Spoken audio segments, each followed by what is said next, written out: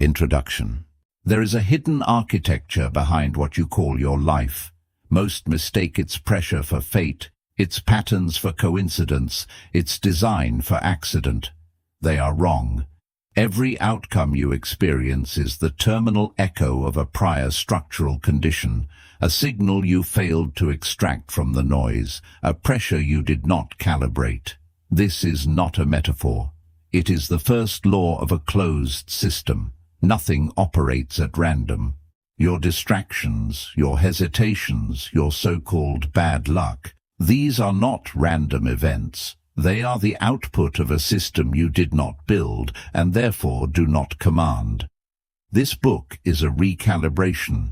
It is the technical schematic for that hidden architecture. We begin by diagnosing the mass operator, living reactively within a prison of noise, mistaking the chaos of external signal for the substance of a life. We will dismantle that prison. Each chapter that follows is a protocol, a mechanism for inverting the causal flow that currently governs you.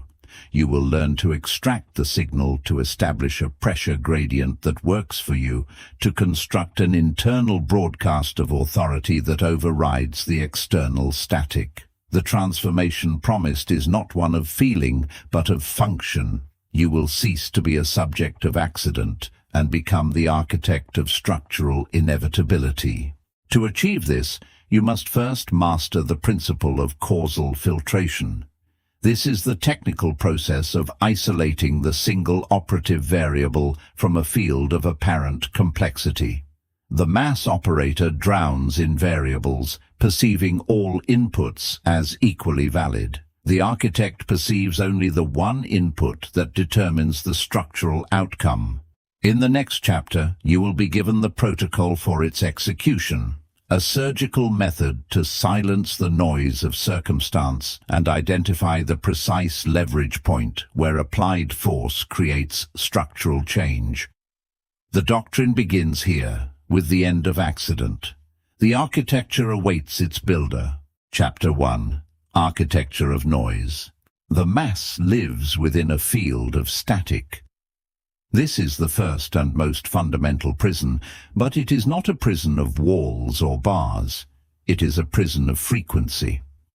The static is not an external condition you are subjected to. It is an internal architecture you have been engineered to inhabit. It is the structural design of a mind that has accepted interpretation as reality, that mistakes the broadcast for the broadcaster. The world you perceive is not the world as it exists. It is the world as it has been translated, downgraded and distorted through the noise-generating apparatus of an unchallenged and reactive consciousness. To believe life unfolds by accident or by forces beyond your decoding is to confess that you are listening to the interference, not the transmission. You are reading the distortion on the screen and calling it the signal. This is the primary error.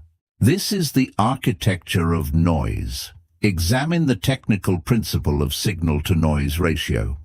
In any coherent system, a radio receiver, a fiber optic cable, a neural pathway, clarity is never the default state.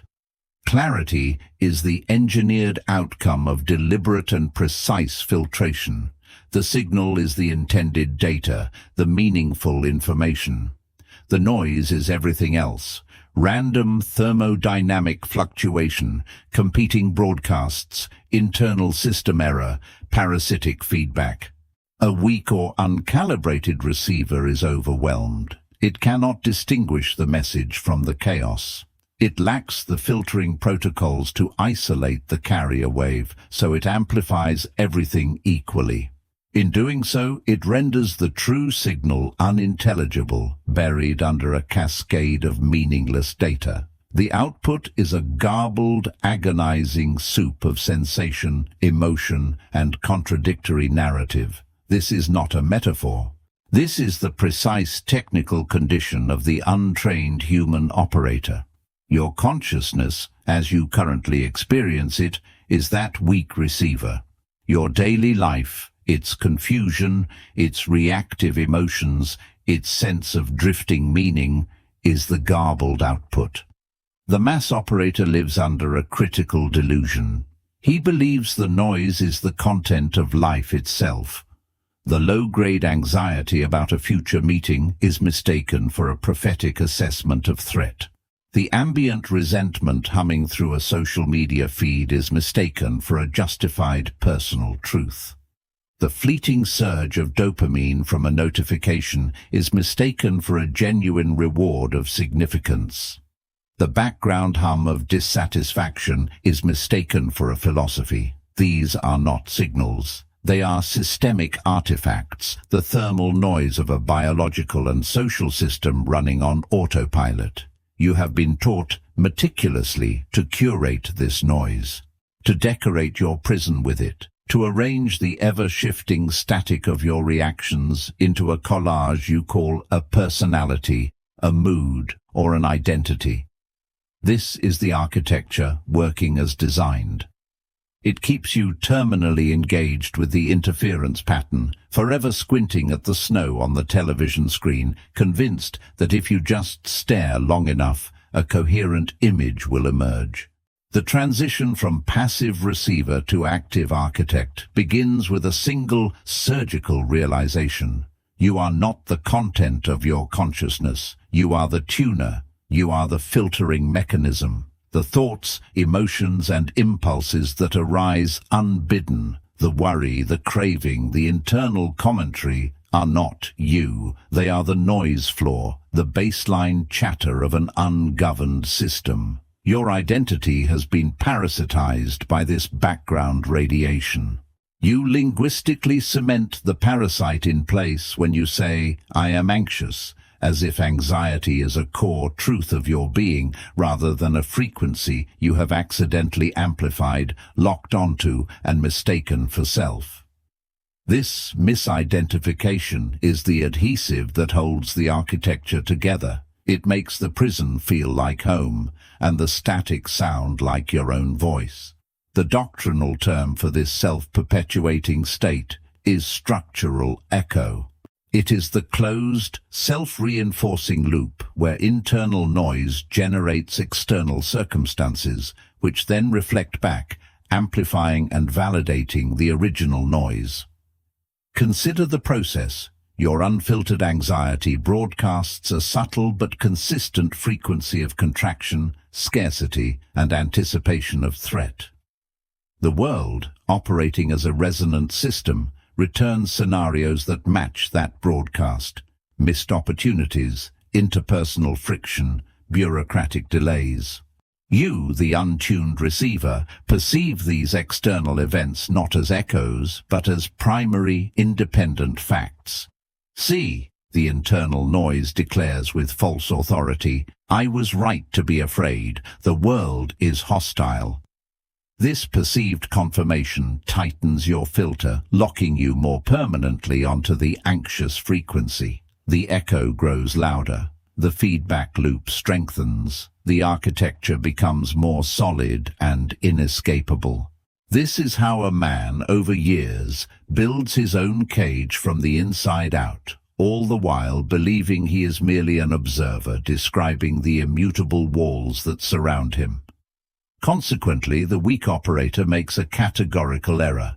He attempts to solve problems at the level of circumstance, at the level of the echo. He tries to rearrange the reflections, not silence the source. He changes jobs to escape a deep-seated feeling of inadequacy that he carries within his own interpretive framework. He ends a relationship to flee a pattern of insecure attachment that is wired into his own processing style. He compulsively consumes news, podcasts, and content to quiet a cognitive dissonance that his own unfiltered, noisy consciousness is creating. This is manual labor performed at the wrong structural layer. It is trying to clean a mirror by painting over the reflection. The circumstance will always reconfigure itself to match the dominant broadcast. The echo is not a coincidence, it is a law of resonant systems. Therefore, your first operational protocol is not action, it is cessation, it is the installation of a null period. For a designated, non-negotiable span of time, 1 hour, 1 morning, 1 full day, you will enact a full-spectrum moratorium on interpretive noise. You will perform the necessary functions of your life. You will move, work, speak, eat. But you will do so with mechanical precision while deliberately disconnecting the meaning-making apparatus. You will not label experiences as good or bad. You will not narrate your actions with internal commentary.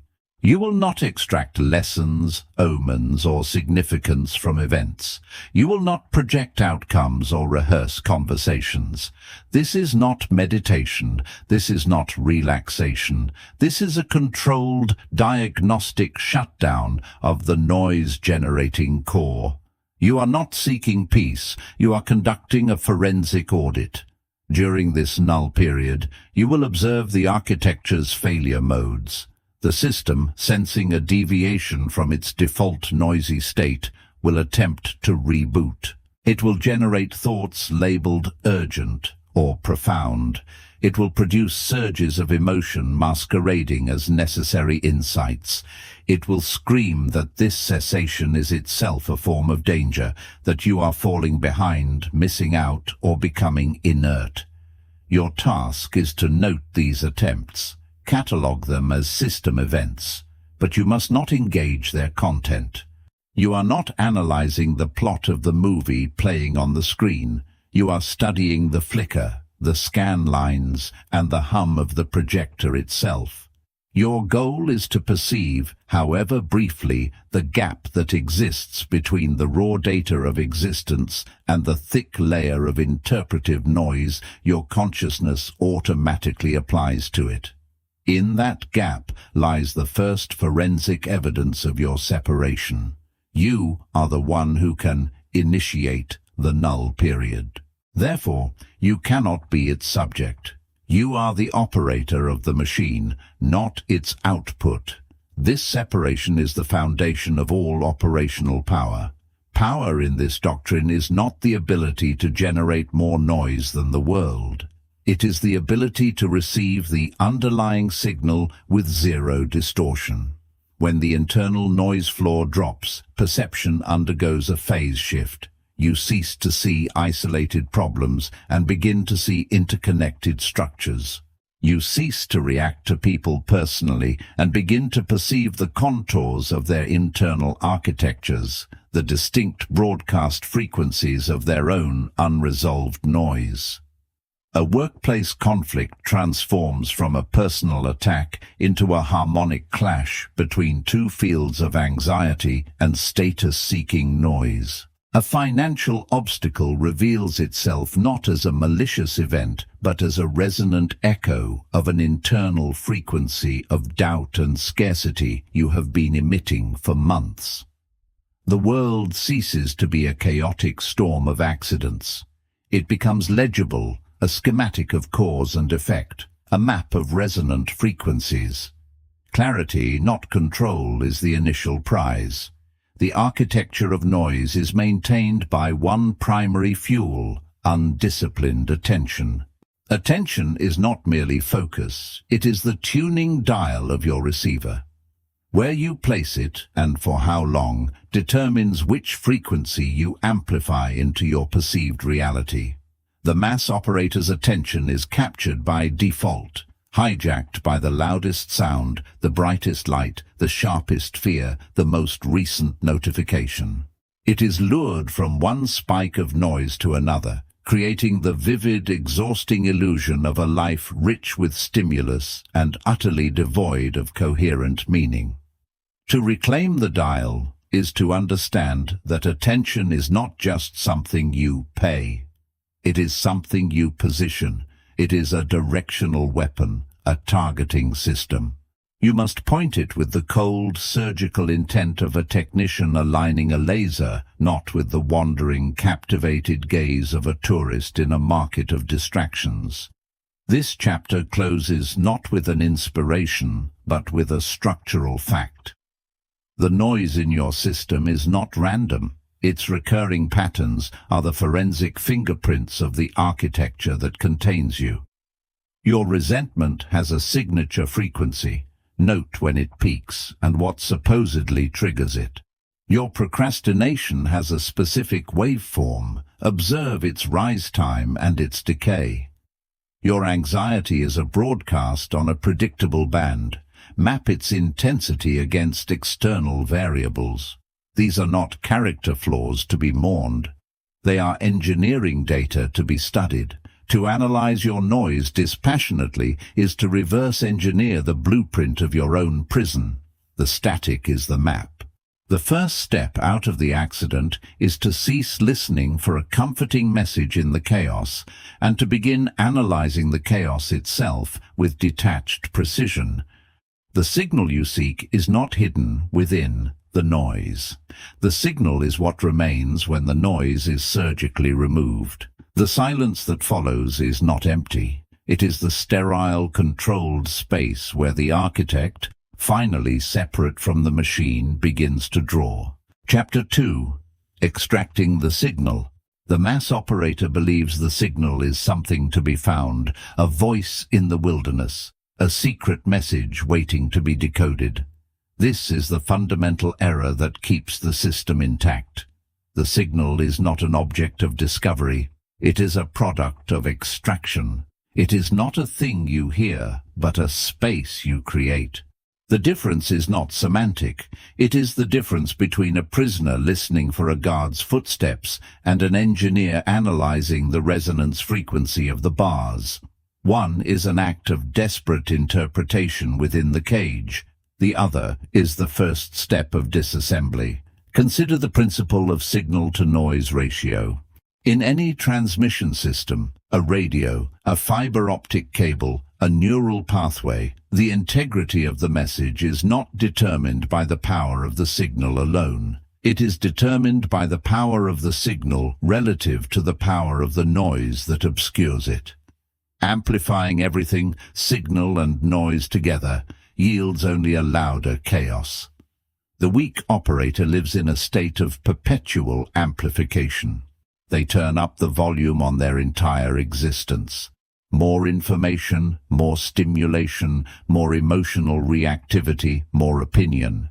They mistake this increased intensity for clarity. It is the opposite. It is the surest method of drowning the very thing they claim to seek. Your life, as you currently experience it, is that amplified broadcast. The noise is not an external condition. It is the sum output of your internal architecture, the jangle of unresolved grievances, the hiss of chronic anxiety, the rhythmic thrum of envy, the feedback loop of rehearsed resentment. These are not psychological abstractions. They are energetic emissions with measurable effects. They consume bandwidth. They distort perception. They dictate response. When you react to a provocation with familiar anger, you are not transmitting a chosen signal. You are replaying a noise loop your architecture has cached for such moments. The content of the argument is irrelevant. The fact of your predictable emission is the only data point that matters. Extraction, therefore, is a surgical protocol of removal, not acquisition. It begins with the recognition that you are a receiver-transmitter, and your primary instrument is your attention. Attention is not focus. Focus is what you direct. Attention is the aperture through which all data passes before it is labeled and sent into the system. The weak operator has a dirty aperture. It is smeared with the residue of past interpretations, emotional reactions, and identity narratives. Every incoming stimulus is filtered through this residue and emerges as categorized noise, a threat, a validation, an insult, a hope. The operator then reacts to the category, not the raw data. This is life by accident, a series of reactions to your own distorted translations. The protocol is aperture sterilization. This requires a shift from participant to observer within your own sensory stream. Do not try to quiet the mind. That is another attempt at amplification, a war against noise that only generates more of it. Instead, institute a regime of passive registration. For a prescribed period each day, you will practice not interpreting. You will see the object, a tree, a screen, a face, and you will consciously refuse the secondary layer of meaning your architecture attempts to assign. Tree becomes shape, color, mass. Not beautiful, not reminding me of childhood, not I should go for a walk. The assignment of narrative or emotional value is the primary source of internal noise. You are not seeking peace. You are conducting a calibration exercise. You are scrubbing the lens. As the aperture clears, a new phenomenon emerges. Pattern recognition at the systemic level. You begin to perceive not the content of your noise, but its architecture. You see the triggers not as legitimate provocations, but as input keys that reliably launch specific noise programs. You observe that a particular tone from a particular person initiates the resentment broadcast, that an unmet deadline activates the anxiety frequency. These are not personal failures. They are system diagnostics. Each one is a pinpoint on the schematic of your prison, revealing a pressure point, a programmed response, a weak junction in your own operational integrity. The extraction of the signal now becomes a technical operation.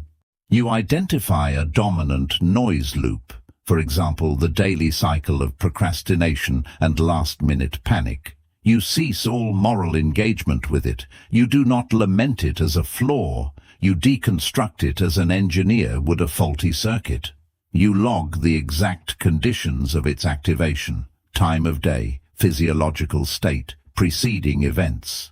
You note the specific thoughts that comprise the loop, the false negotiation, the promise of future ease, the brief relief of avoidance. You do not fight these thoughts. You map them. You are tracing the wiring of the program. Then you introduce a discontinuity, not a motivational counterattack, but a non-negotiable operational override. At the precise moment of activation, you execute a pre-written, physically simple action that is irrelevant to the task at hand, but absolute in its requirement. You may stand up and pour a glass of water. You may perform 60 seconds of deliberate breathing according to a strict count. The action must be trivial, repeatable, and devoid of emotional weight. Its purpose is not to complete work, but to sever the neural pathway of the noise loop. You are not adding a new signal. You are creating a dead zone in the transmission of the old noise. The silence that follows this discontinuity is the extracted signal. This silence is not passive. It is a field of potential, sterile and charged. In the absence of the old noise, what remains is not emptiness, but operational clarity. The decision that emerges from this silence is the signal. It is clean, uncompromised, and direct. It carries no secondary emotional frequency. It is simply the next required action, perceived with a neutrality that feels, to the uncalibrated mind, like coldness. This is the voice of the internal architect. It does not shout. It does not persuade. It states the structural fact. This is the next brick. The mass operator fears this silence, mistaking it for emptiness or detachment. They will rush to fill it with new noise, music, conversation, distraction, because the clarity of the signal is unbearable in its simplicity. It reveals the staggering volume of life that has been lived as a reaction to internal static. To accept the signal is to accept total responsibility for the transmission. It is to acknowledge that your previous reality was not something that happened to you, but something you were broadcasting and then receiving as if it were an external event.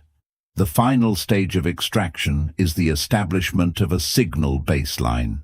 This is your new 0 point. It is the quiet hum of the machine operating without parasitic interference. It is not a mood. It is a calibrated state. You maintain it not through force of will, but through continual microscopic acts of extraction, the refusal to narrate, the discontinuation of loops, the execution of clean actions. Over time, your signal-to-noise ratio inverts. The noise becomes the background, managed, mapped, and minimized. The signal becomes the foreground, the continuous low-amplitude tone of deliberate action. From this baseline, perception undergoes a phase shift. The external world ceases to be a chaotic stream of demands and begins to resolve into patterns of pure mechanics. You see the leverage points, the pressure gradients, the underlying structures. This is not intuition. It is the direct perception of a system whose receiver is no longer jammed by its own emissions. You are not predicting outcomes. You are reading the visible geometry of cause and effect that was always present, but obscured by the snow of your internal noise. The doctrine is now operational. Reality yields its structure not to the one who seeks meaning, but to the one who has eliminated the noise that made reality seem meaningless. The signal was never hidden, you were broadcasting over it. Extraction is the permanent silencing of your own interference. What you call your life begins only when the static stops. Chapter 3. Pressure Gradient. The mass operator perceives pressure as a hostile external phenomenon, an invasive force to be mitigated, negotiated with, or escaped. He misinterprets the sensation of overwhelm as the world imposing itself upon him. This is a fundamental misreading of the sensory data. The feeling is not the pressure itself. It is the measurable differential, the gradient, between the internal disorder you maintain and the external order a situation requires. Your suffering is proportional to the slope of this gradient. A slight discomfort indicates a minor discrepancy. A feeling of being crushed is the precise experiential readout of a catastrophic pressure deficit within your own structural integrity. The system is screaming its structural failure to you in the only language it knows, through felt sensation. Consider the physical principle. In fluid dynamics, movement and energy transfer occur not because of pressure, but because of a pressure difference between two connected zones. A uniform field is static. It is a state of equilibrium, which is another word for stagnation. Flow is initiated only when a high-pressure zone is connected to a low-pressure zone. Energy is released as the system moves violently to equalize. This is not a metaphor. It is a law of energetic systems. The human psyche, as an energetic and informational system, is subject to this same law. Your chronic experience of being passive, of feeling that life happens to you, is the direct result of existing as the low-pressure zone. Your internal state is diffuse, uncontained, and permeable. The external world, with its deadlines, social obligations, and material demands, operates at a higher, more concentrated pressure. The gradient points inward. You are not experiencing pressure. You are experiencing the flow of external reality into your internal vacuum. You are the territory being equalized. The weak operator's strategy is one of external negotiation. He attempts to flatten the world's high-pressure zones to match his internal low pressure. He seeks easier deadlines, simpler tasks, more forgiving environments. This is the strategy of the leaky vessel trying to calm the ocean. It is a permanent state of energetic bankruptcy. The external field is vast and indifferent. Your capacity to depressurize it is effectively zero. The only point of control in the entire equation is the internal zone. You cannot lower the sea. You can only build a submarine. Therefore, the doctrine of the pressure gradient inverts the diagnostic meaning of your discomfort.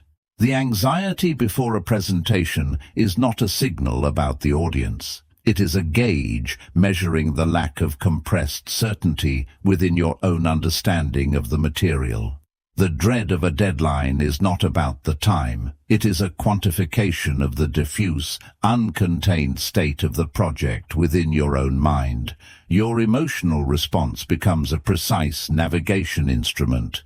The needle's swing tells you nothing about the world and everything about the weakness of your containment vessel. The operational protocol is not resilience.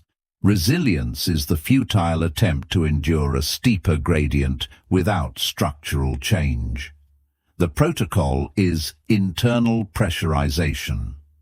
You must engineer your internal environment to a systemic pressure equal to or exceeding the demands of the domain in which you operate.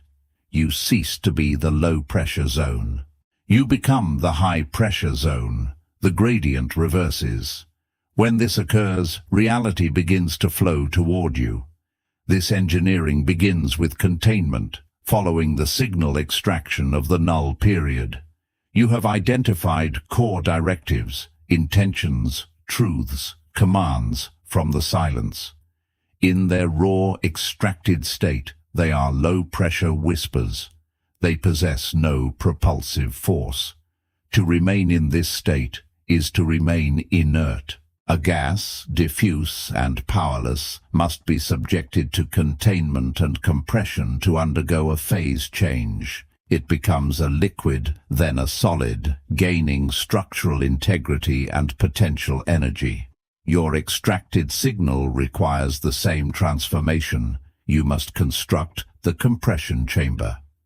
This is the doctrinal architecture, a non-negotiable space of time, physical environment, and cognitive focus, where a single filtered signal is isolated. All interpretive noise has been removed. You then apply the piston of attention. You do not brainstorm or think about the intention. You apply sustained, undiffused focus to its every parameter, its logical endpoints, its structural implications. You compress the vague, "I want to build," into the crystalline specification. A protocol for client onboarding that reduces initial friction by 70% within 6 weeks, comprised of 3 automated sequences and 1 live diagnostic call. This process is thermodynamic work. It requires and consumes energy.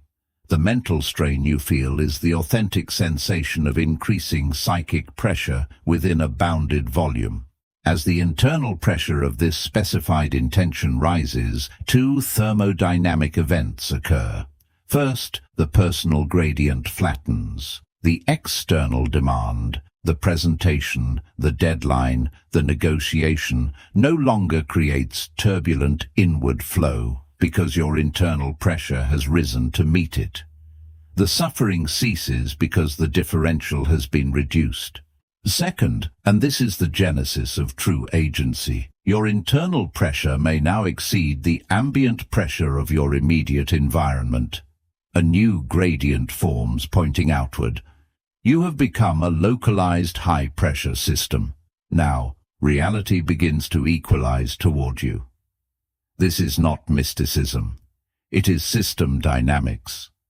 Opportunities, resources, and human attention begin to flow along the new pressure gradient. They are not attracted to your desire, but to the thermodynamic imperative created by your structural density. This is why action initiated from a low-pressure state feels like pushing against a wall. You are attempting to create flow against the gradient.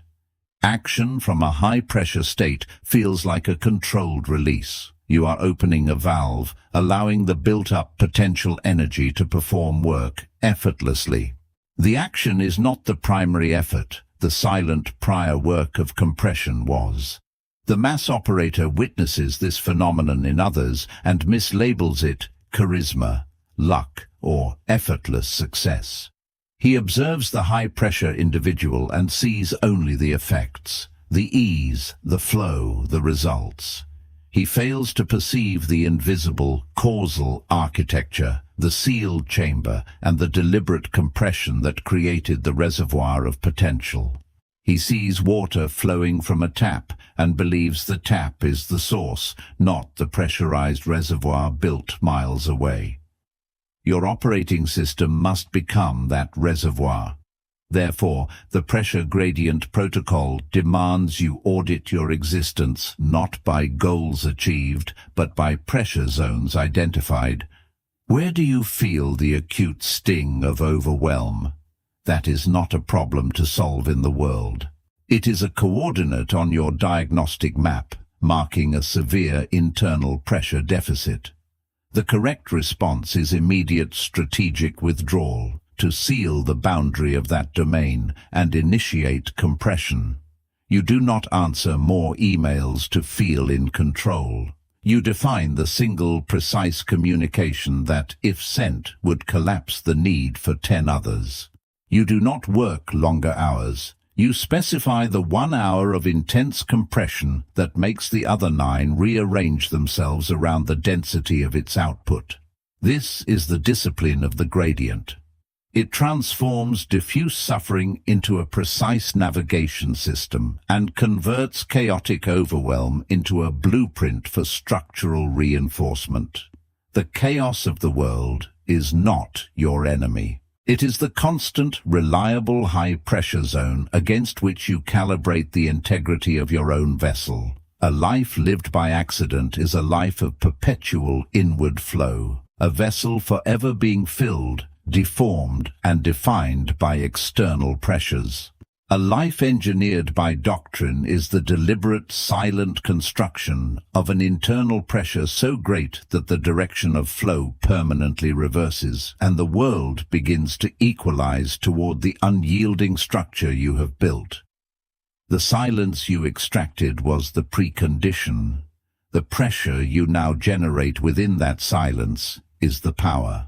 Chapter 4. Inverting Causality. The mass operator believes in a linear world.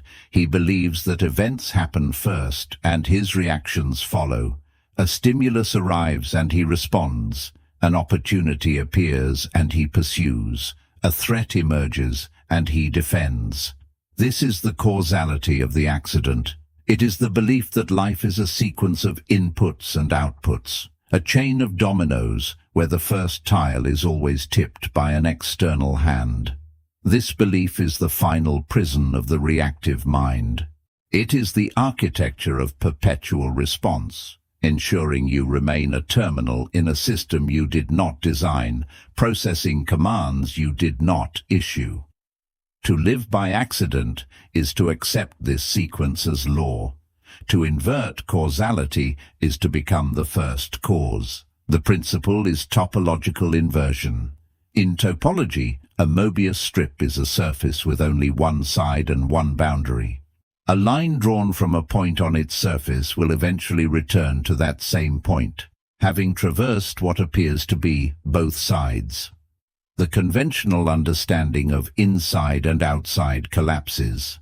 The interior becomes the exterior. The containing structure is revealed to be a continuous projection of a single twisted plane. This is not a metaphor for positivity or perspective. It is a technical model for a fundamental misclassification. What you perceive as the external sequence, event, then feeling, then action, is a misreading of a unified field. Your internal state is not a consequence of the world. The world you experience is a topological projection of your internal state. The weak operator lives on the apparent outside of the strip. He believes the pressure he feels is applied from the other side. A financial shortfall is an external event that causes internal anxiety. A conflict is an external provocation that triggers internal anger. He spends his life attempting to smooth the surface, to paint over the perceived external threats, never realizing he is applying brushstrokes to the same continuous plane that generates the sensation of threat. His reactions are not solutions, they are reinforcements of the strip's single, endless boundary. He increases the noise, believing he is fighting the signal. This is the structural echo at its most profound, the world echoing back the exact frequency of your internal architecture, which you then mistake for an independent broadcast. The inversion protocol begins with a forensic audit of sequence. You must document with sterile observation the supposed chain of events, not the events themselves, but the perceived direction of causality. You write, "The market moved, therefore I felt fear. The person criticized, therefore I felt diminished. The opportunity was absent, therefore I felt powerless." This list is the map of your current topology. It charts your belief in a world where you are perpetually on the receiving end of the first domino. The next operation is to surgically insert a single word into each sequence: permitted. The market moved, therefore I permitted the sensation of fear. The person criticized, therefore I permitted the sensation of diminishment. The opportunity was absent, therefore I permitted the conviction of powerlessness. This is not semantic play. This is the initial twist in the strip. You will resist this. The emotional architecture, the architecture of noise, is built to defend the primacy of the external. It will present evidence. The tumor is physical, the betrayal was concrete, the bank account is objectively empty. This is the oldest trick of the reactive mind. It conflates the event with your classification of the event. The tumor exists. The bank statement exists. The other person's words exist as vibrations in the air. These are facts within a neutral field. Your experience of them, the terror, the scarcity, the humiliation, is not a fact of the field. It is a fact of your aperture. It is the frequency to which your receiver is permanently tuned. The external fact touches the internal tuning, and the resonant frequency is what you experience as reality. The causality is inverted. Your tuning permitted that specific quality of reality to manifest from the neutral fact. The operational move is the installation of the internal origin point. You cease asking, "What will I do about this?" You begin asking, "What internal frequency permitted this to reach me in this form?" When a pattern of delay and obstruction appears in your projects, you do not first seek new strategies.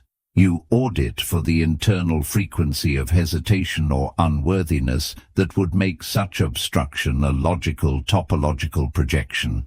When a pattern of conflict arises with a certain type of person, you do not first analyze their psychology. You identify the internal conflict, the unresolved negotiation within your own authority that attracts and co-creates that external dynamic. You are not blaming yourself. You are assigning causality correctly to the only place where agency truly resides, the structure of the receiver. This requires a brutal discipline of clarity, a continuation of the null period silence. You must listen past the content of the problem to its structural signature. Every recurring problem has a frequency, a signature blend of frustration, helplessness, resentment, or anxiety. That emotional frequency is not caused by the problem. It is the problem's precursor. It is the internal shape that casts the external shadow. Your life is not a series of accidents meeting a neutral you. It is a series of resonant matches. The world is a matching algorithm for your dominant internal frequencies. Inversion is the realization that you have been broadcasting the problem's essential signature long before the problem took tangible form. The protocol is therefore one of preemptive broadcasting. You do not wait for the event to calibrate your state. You calibrate your state to dictate the event's category. You define the frequency of resolution, and you inhabit it as a structural fact before the evidence of resolution appears. You define the frequency of effortless exchange and you operate from it before the contracts are signed. This is not visualization, it is architectural. You are not picturing an outcome. You are becoming the internal origin point for a category of outcome. You are twisting the Mobius strip from the inside so that the surface which once presented only obstacle now presents only pathway. The external world must reconfigure to match the new continuous plane. This is the pressure gradient in action. The high-pressure system of a defined internal state exerts force on the low-pressure system of unmanifest potential, and reality flows accordingly. The mass operator will call this delusion. He is correct. It is a deliberate, surgical delusion, a chosen causality replacing an accidental one. He lives by the delusion of external primacy, which he calls realism. You will adopt the delusion of internal primacy, which is the foundation of power.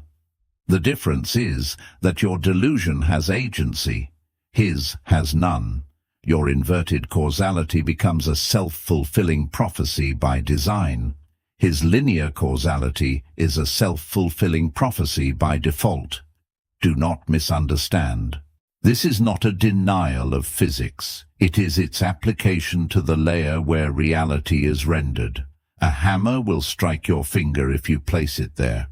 The inversion is not about the hammer. It is about why your operational field contained the sequence of inattention and misalignment that placed your finger in that precise trajectory. The accident was never in the hammer's fall. The accident was in the architecture of attention that allowed the vectors to intersect.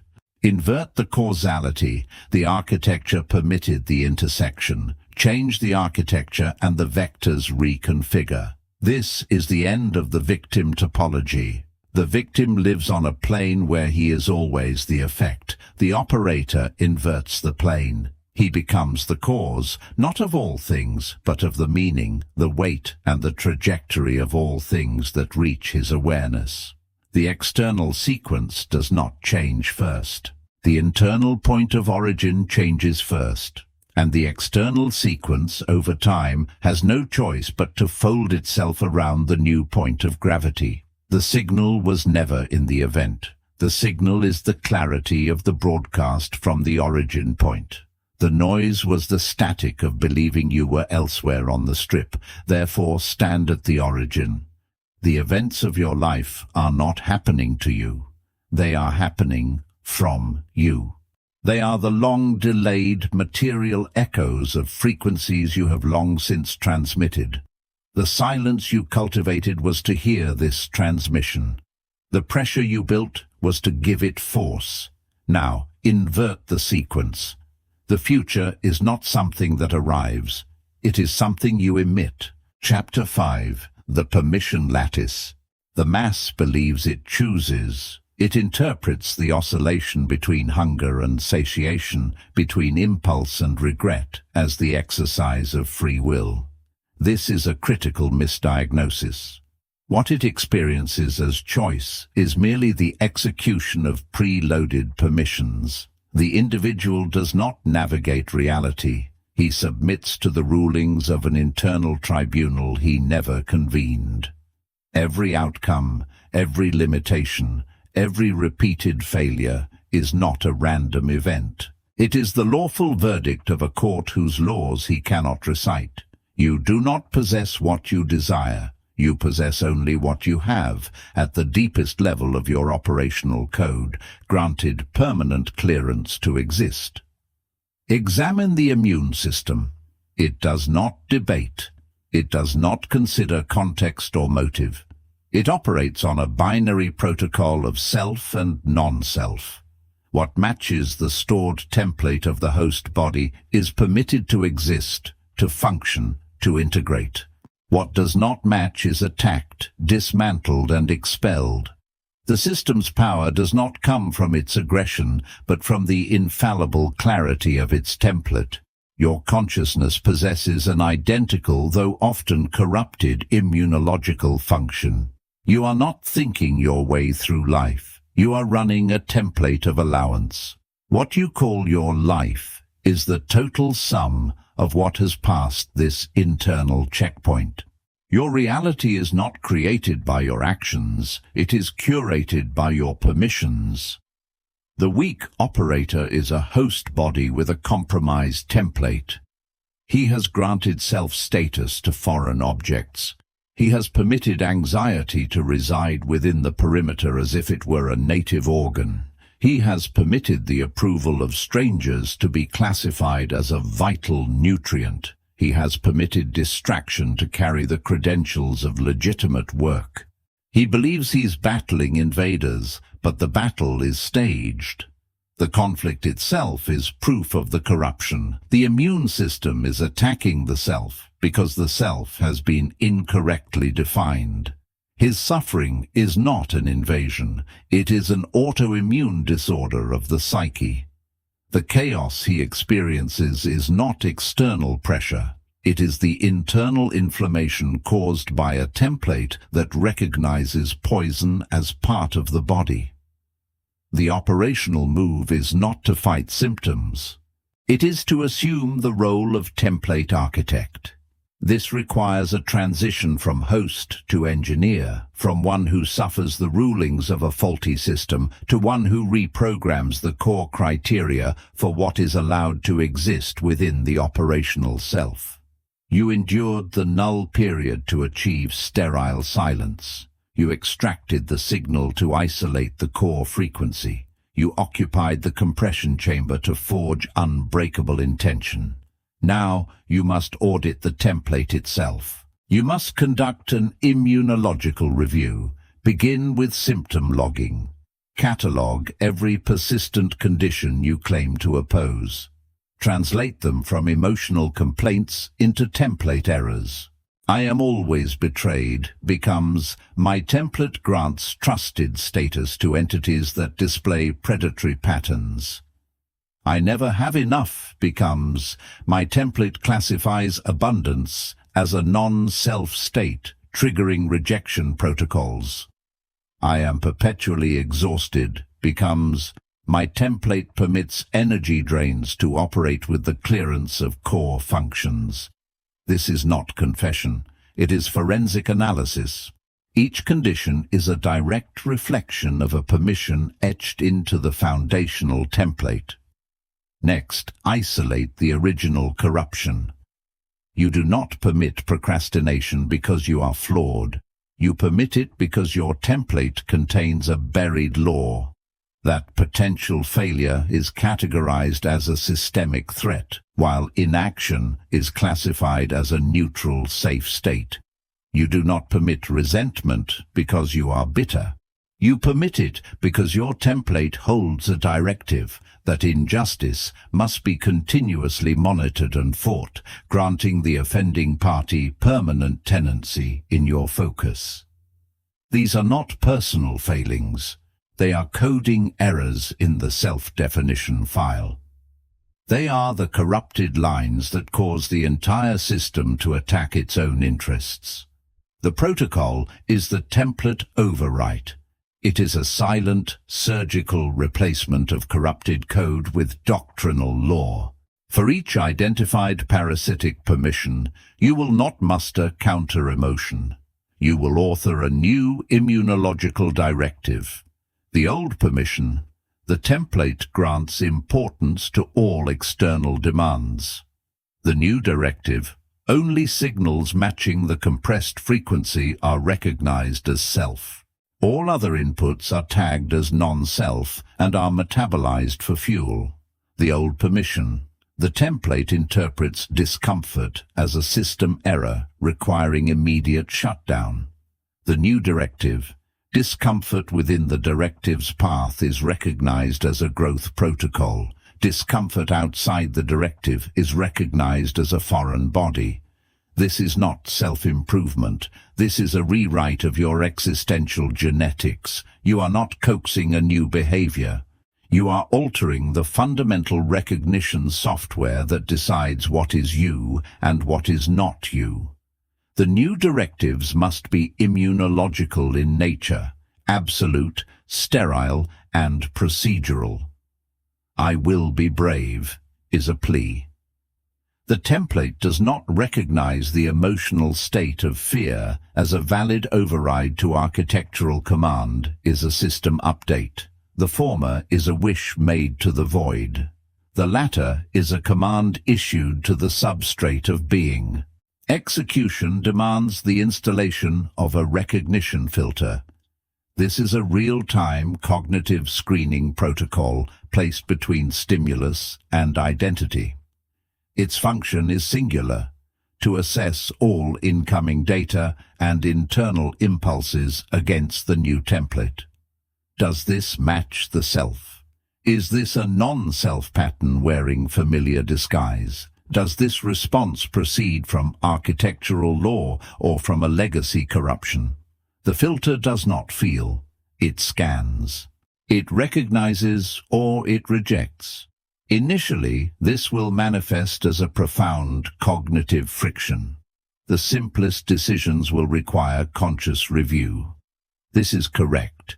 This is the sensation of the new template compiling. The old permissions were unconscious, woven into the fabric of identity, and thus felt like instinct. The new directives are conscious, imposed upon the architecture, and thus feel like law. This friction is the cost of ontological clarity. The mass mistakes this clarity for rigidity. It calls it cold, inhuman, sterile. It fails to comprehend that its cherished spontaneity is merely the symptom of a corrupted template, a system so miscalibrated it welcomes pathogens as guests, an immune response so weak it cannot distinguish self from sabotage. The operator does not seek spontaneity, he seeks specificity. A template with high specificity admits nothing ambiguous. It defines the self with such precision that all non-self is seen instantly for what it is. The border is not a wall, it is a definition. You will observe that as the template is rewritten, your external environment will begin to purge itself. Relationships that fed on your old corruptions, that were granted self-status despite their toxicity, will be rejected by the new system. They will either align with the new template or be expelled as the foreign bodies they have always been. Endeavors that once seemed impossible will become operational realities, not because the universe has shifted, but because your template now recognizes them as native to your structure. This is not the law of attraction. It is the law of immunological recognition. You are not drawing new things to you. You are ceasing to misidentify the old blockers as part of yourself. Your future is now filtered through a template of ruthless specificity. The final doctrine is this. The self-template is the sovereign border of your being. It is the absolute criterion. The silence of the null period was the sterile field. The extracted signal was the pure antigen. The compression chamber was the forge of your irreducible intention. Now the template is the living definition. It is the finished protocol. It is the inviolable rule set that will now govern all future recognition. There is no such thing as a random destiny. There are only recognition errors. What you experience is what you have identified as you. What you do not experience is what you have classified as not you. The suffering you endure is not the cruelty of the world. It is the agony of a system that has mistaken a parasite for an organ. To command a life is to author the template. To define with immunological precision what is self and what is non-self. From this moment, every result is a diagnostic readout. It reveals, with unforgiving accuracy, the current settings of your template. Either you recognize it as self or you do not. There is no ambiguity. There is no fate. There is only the template, and the material world is its perfect mirroring antibody. Chapter 6. Discipline of Clarity. The mass operator believes clarity is a state of mind, a feeling of certainty, a moment where the fog lifts and the path is revealed. This is the fundamental error. Clarity is not an epiphany. It is not a gift bestowed by circumstance. It is a structural condition, a measurable state of low entropy within a defined system. To seek it as an emotional experience is to guarantee its permanent absence. You do not find clarity. You engineer the container that can hold it. Consider the optical principle of angular resolution. This is the minimum distance at which two distinct points of light can be perceived as separate entities by a lens or an eye. Below this threshold, they blur into a single, unresolved mass. The limitation is not in the objects themselves, which remain distinct. The limitation is in the resolving power of the instrument observing them. The world does not present itself as noise. It presents itself as infinite discrete data points. Your consciousness, in its default configuration, possesses a catastrophically low angular resolution. It cannot resolve the signal from the noise, the cause from the effect, the self from the non-self, because its internal components are misaligned, vibrating with the residual heat of old interpretations. You are trying to read fine print with a lens smeared with grease. The weak operator lives in a state of perpetual blur. His relationships are blurred into monolithic categories: supportive, toxic, draining. His work is blurred into vague sensations: overwhelming, meaningless, stagnant. His future is a blurred smear of hope and dread. He believes this blur is the nature of reality. It is not. It is the diagnostic readout of his optical corruption. Every grievance, every unresolved narrative, every tolerated misalignment acts as a microscopic warp in the lens. The architecture of noise is not an abstract concept. It is the physical deformation of your perceptual apparatus. What you call confusion is simply the universe in its infinite particulate detail being forced through a lens that can only produce smear. The discipline of clarity is the metallurgical process of refining that lens. It is not about thinking more clearly. It is about becoming a different instrument. The null period from the first protocol was the act of halting all image processing to assess the damage to the camera itself. The extraction of signal was the initial polishing, removing the largest contaminants. The pressure gradient and the inversion of causality were the recalibration of the lens housing, the recentering of its elements under tension so it no longer rattles in the wind of event. Now, you must grind the lens to a new specification. You must achieve a higher angular resolution for your own life. The protocol is spectral decomposition. You will cease to interact with blurred categories. Any thought, any situation, any relationship that presents itself as a monolithic emotional mass must be immediately subjected to spectral decomposition. This is the technical process of separating a beam of light into its constituent wavelengths. Anger is not a single thing. It is a composite frequency. Decompose it. What is the wavelength of violated boundary? What is the wavelength of personal incompetence? What is the wavelength of envy? They are distinct. The blurred mass of frustration at your work is a useless signal. Decompose it. What is the specific wavelength of procedural friction? What is the wavelength of skill deficiency? What is the wavelength of authority conflict? Each of these is a discrete point of light. Your old lens blended them into a single sourceless glow. Your new lens must resolve them. This is executed through the prism of specification.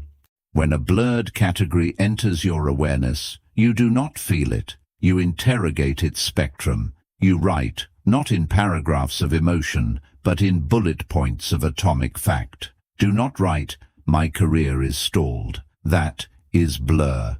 Decompose. Write. 1. The measurable output of my current role plateaus at X. 2. The skill required for the next role is Y, which I have not practiced in 18 months. 3. The economic value of my deepest competence is not captured by my title. These are 3 distinct points. They are now resolvable. They can be acted upon or discarded individually. The blur is annihilated. The enemy of clarity is not complexity, it is composite ambiguity. The weak operator fears decomposition because it transforms a familiar, if painful, blur into a set of discrete, accountable truths. It is easier to lament a toxic relationship than to resolve it into 1. I require solitude every morning to establish cognitive baseline.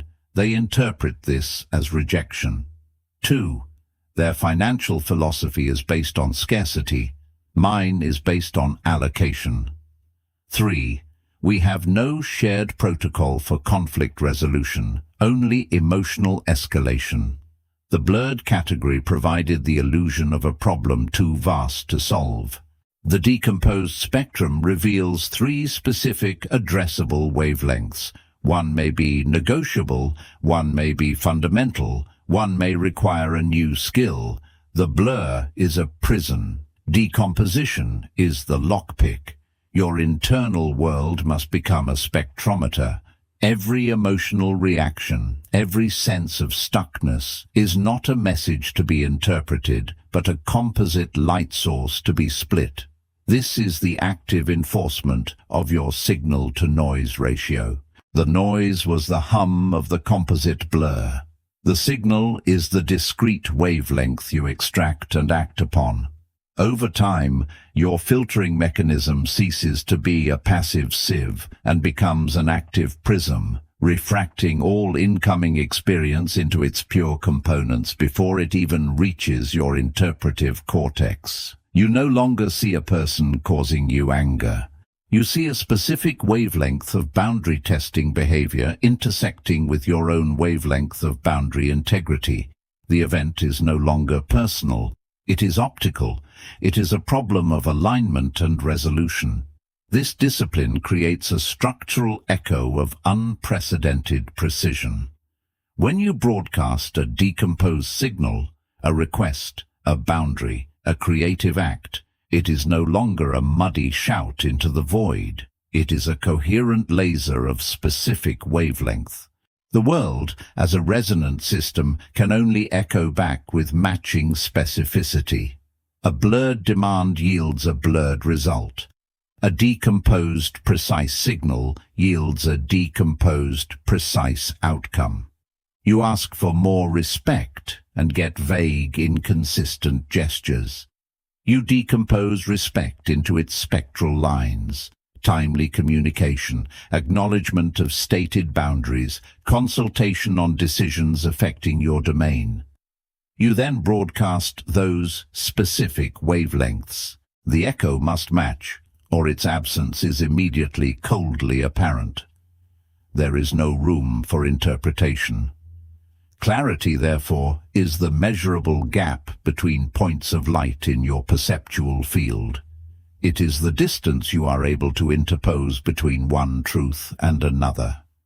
The weak operator has no gaps. His truths are fused together by the heat of his own anxiety. His relationships are fused to his identity. His failures are fused to his potential.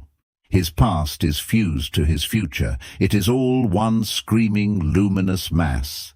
The discipline of spectral decomposition introduces the necessary gaps. It cools the composite mass until it fractures along its natural crystalline seams. This is the final stage of becoming a receiver of your own destiny.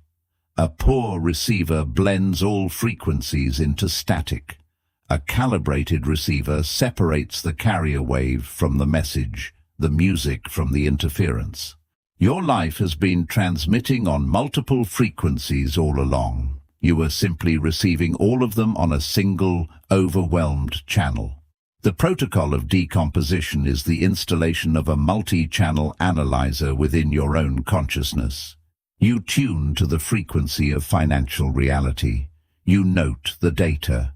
You tune to the frequency of physical vitality. You note the data. You tune to the frequency of relational integrity. You note the data. They are separate channels. The suffering of the mass operator is the catastrophic error of trying to listen to them all at once. Do not seek a clear mind. Forge a resolving lens. Stop interpreting blurred images. Begin decomposing light. The world is not a painting for you to admire or despise in its entirety. It is a particle stream for you to collimate and use.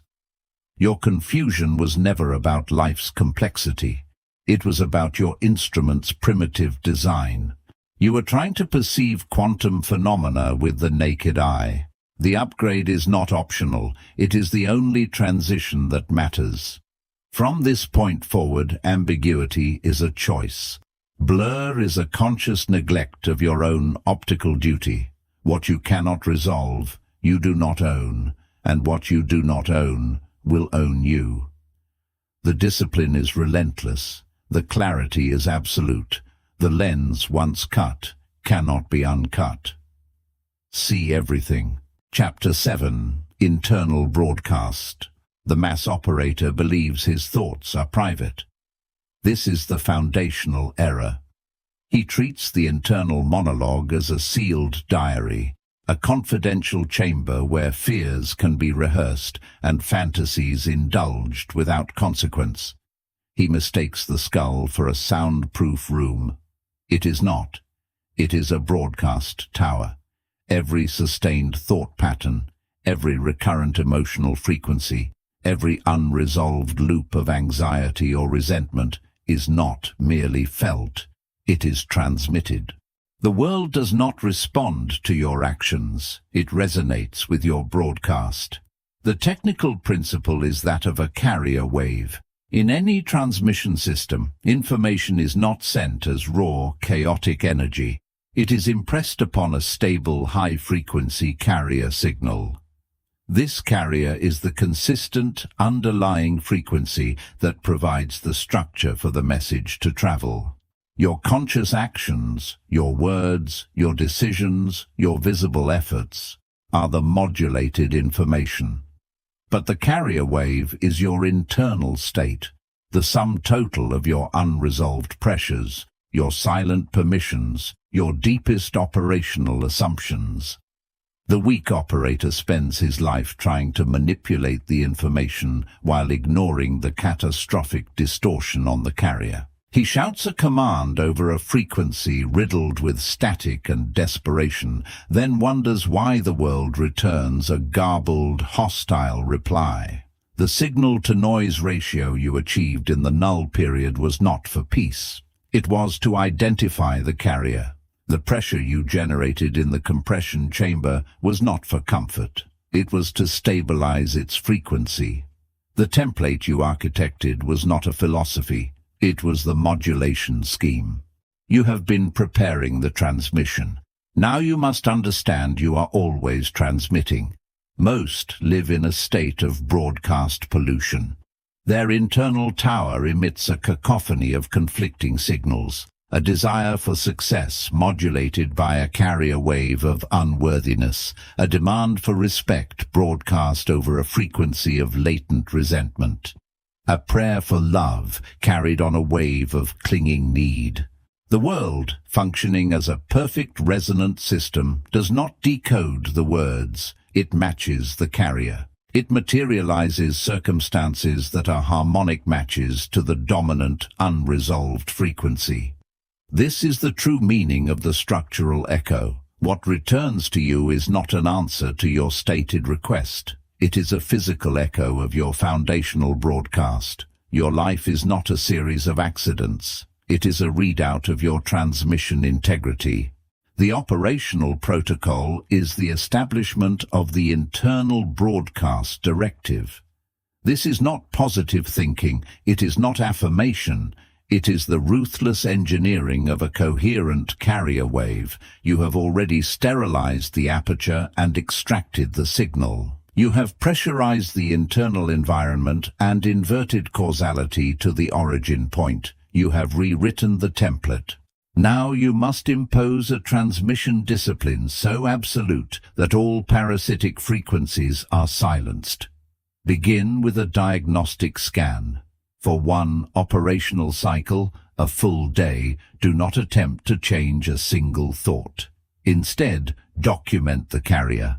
Not the content of worries, but their tonal quality. Not the object of desire, but the foundational frequency of the lack that generates it. Is it a low, resonant hum of anxiety? A sharp, jagged spike of bitterness? A diffuse, fog-like frequency of overwhelm? This is your broadcast spectrum. This is what the external field is receiving and matching. Your directive is to replace the entire spectrum with a single, engineered frequency, the frequency of closure. Closure is not an emotional state. It is a transmission parameter. It is the carrier wave of a system that has resolved all internal loops. An unresolved thought is an open circuit, leaking energy, broadcasting a plea for completion. A sustained grievance is a looping transmission, calling forth the very conditions it claims to despise. The permission lattice you installed is your filtering array. Every thought, every emotional impulse must now pass through it. Ask not if the thought is true or false, but does this thought assume the topology of a victim? Does it carry the frequency of a plea? Does it seek completion from an external source? If so, it is broadcast pollution. It is a non-self object attempting to use your transmitter. The immunological protocol is not passive. It is an active jamming of foreign signals. You do not negotiate with these thoughts. You execute a carrier override. The mechanism is surgical.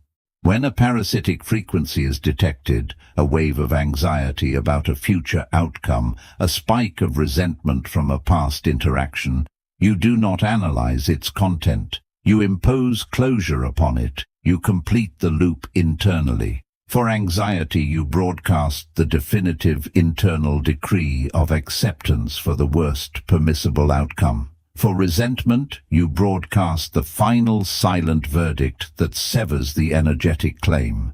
You speak the sentence of closure in the internal chamber, and you mean it. This is not pretend. This is the thermodynamic work of phase change, converting the open, seeking energy of an unresolved loop into the closed, inert energy of a settled fact. You are not changing the past or controlling the future. You are changing your broadcast in the present. You are replacing a frequency of desperate seeking with a frequency of definitive settlement. The world resonates with settlement. It mirrors back order. This is the transition from reactor to broadcaster. The reactor's life is dictated by the signals he receives. The broadcaster's reality is shaped by the signal he emits. Your internal narrative is no longer a commentary. It is a commissioning script. The words you repeat in the sanctum of your own mind are not descriptions. They are imperatives. They are the modulation upon your carrier wave. This is why the discipline of clarity was non-negotiable.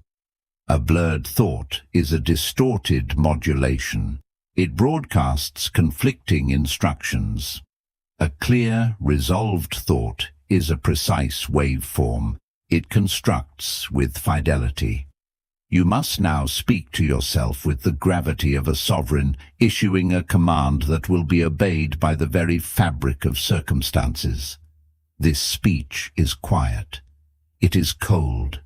It is devoid of the hysterical energy of hope. It is the simple, direct programming of your own field.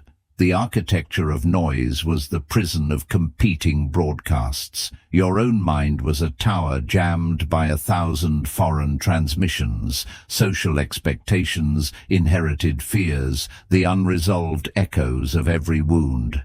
You mistook that cacophony for your own voice. The null period was the cessation of all transmission to identify the source of the noise. Now you operate the tower. A broadcast tower does not debate what to transmit. It executes its programming. Your programming is the doctrinal core you have forged, your resolved template, your pressurized directives, your inverted origin point. Any thought that does not align with that core programming is identified as interference and eliminated at the point of generation. The filtering mechanism is now active, not passive.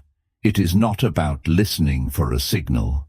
It is about protecting the transmission. The weak operator fears this responsibility. He prefers the accident. The accident provides the alibi of innocence. A life shaped by his own broadcast would be a life of total accountability. There would be no external force to blame. His suffering would be revealed as a perfect match to a frequency he himself had licensed to transmit. This is the final inversion. Your greatest fear is not that you are powerless. It is that you have been powerfully, ignorantly, broadcasting the very conditions you sought to escape. The chaos was not an invasion, it was a resonance. Therefore, silence the plea. Terminate the grievance. Settle the unresolved loop. Engineer the carrier wave of closure until it is the only frequency your system can transmit. The external world is not a separate entity. It is a resonant medium. It will begin to organize itself around the coherence you emit. Opportunities will manifest not as random gifts, but as harmonic matches. People will respond not to your manipulated persona, but to the authority of your settled field. Resistance will arise not as fate, but as the final echo of an old, decaying broadcast, a ghost signal fading as your new transmission gains strength. This is the internal broadcast. It is the realization that you were never speaking to yourself. You were always issuing commands to the universe. The universe, in its cold, mechanical loyalty, was always obeying. The confusion, the pain, the repeated pattern, these were not mysteries. They were perfect deliveries. You were receiving the manifest echo of your own transmission. Now you hold the microphone. The channel is clear, the carrier is pure. The modulation is your doctrine. Speak the end of the accident into being. Then witness, with surgical detachment, as the world arranges itself into the image of your broadcast. Chapter 8. The Authority Mechanism. The weak operator believes authority is a social position to be granted.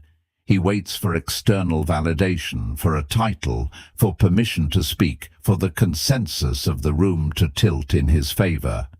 He mistakes the costume for the constitution. This is a critical error. Authority is not conferred. It is a resonant condition, a standing wave generated between internal architecture and external perception. It is not something you are given.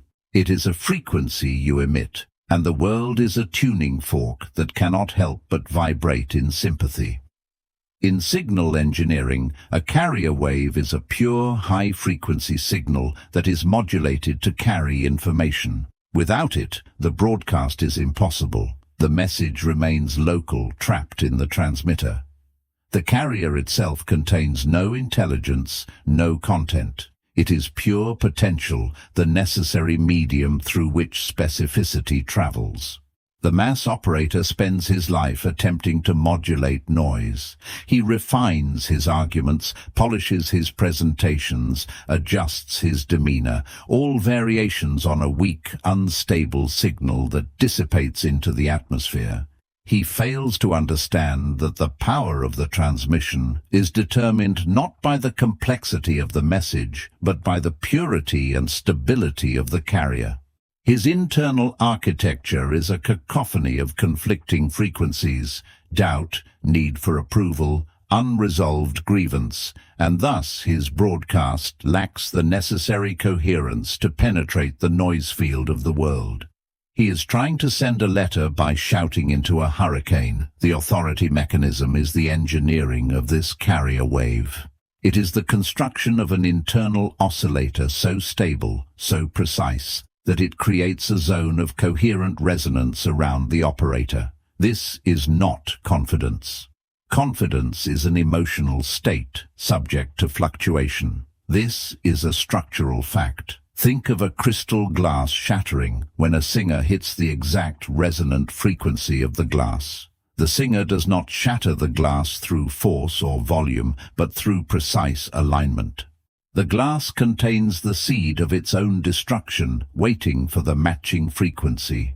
The weak operator is the glass, vibrating sympathetically to every passing frequency: the mood of the room, the criticism of a stranger, the volatility of the market. The true operator becomes the singer. He identifies the inherent resonant frequency of a situation, the underlying structural truth, and matches it.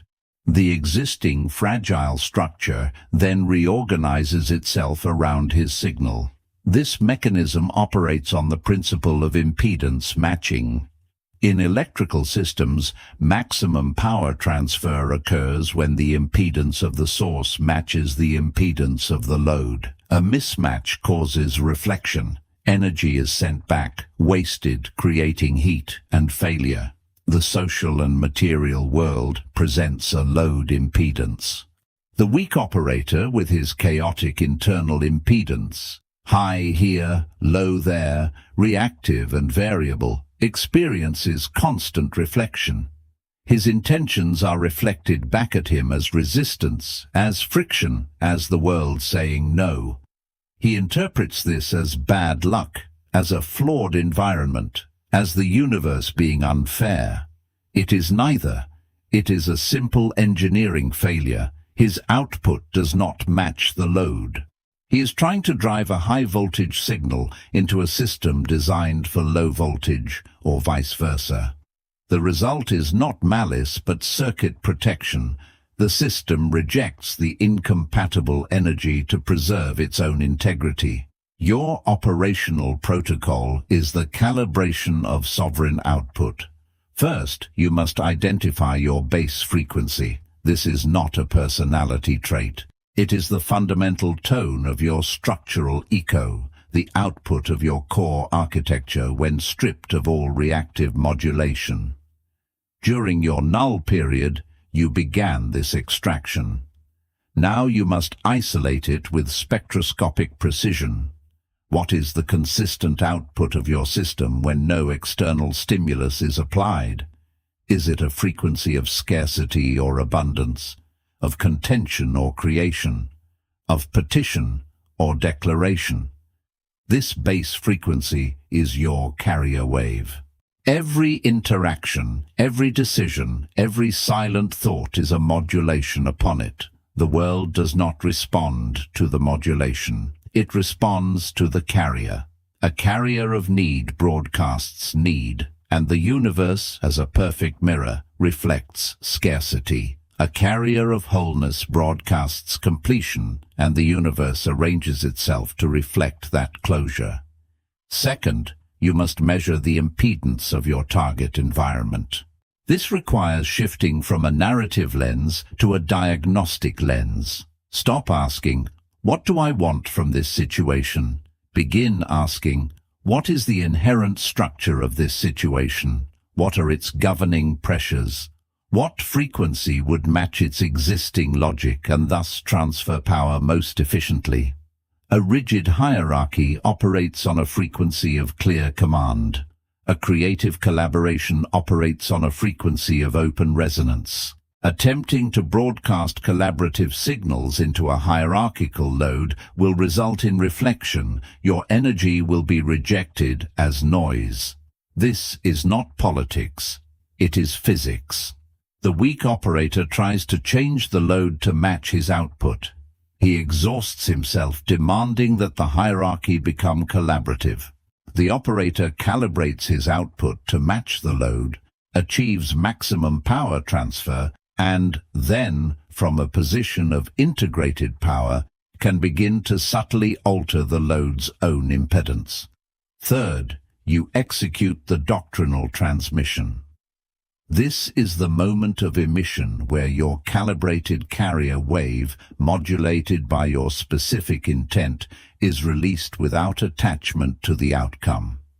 Attachment introduces noise, the frequency of doubt, of need, of validation seeking. It corrupts the carrier. The transmission must be as clean as a laser. You declare the decision, you state the boundary, you initiate the action. The content is less important than the spectral purity of the broadcast. A pure no delivered on a carrier of total conviction will reorganize reality more effectively than a complex yes laced with the static of hesitation.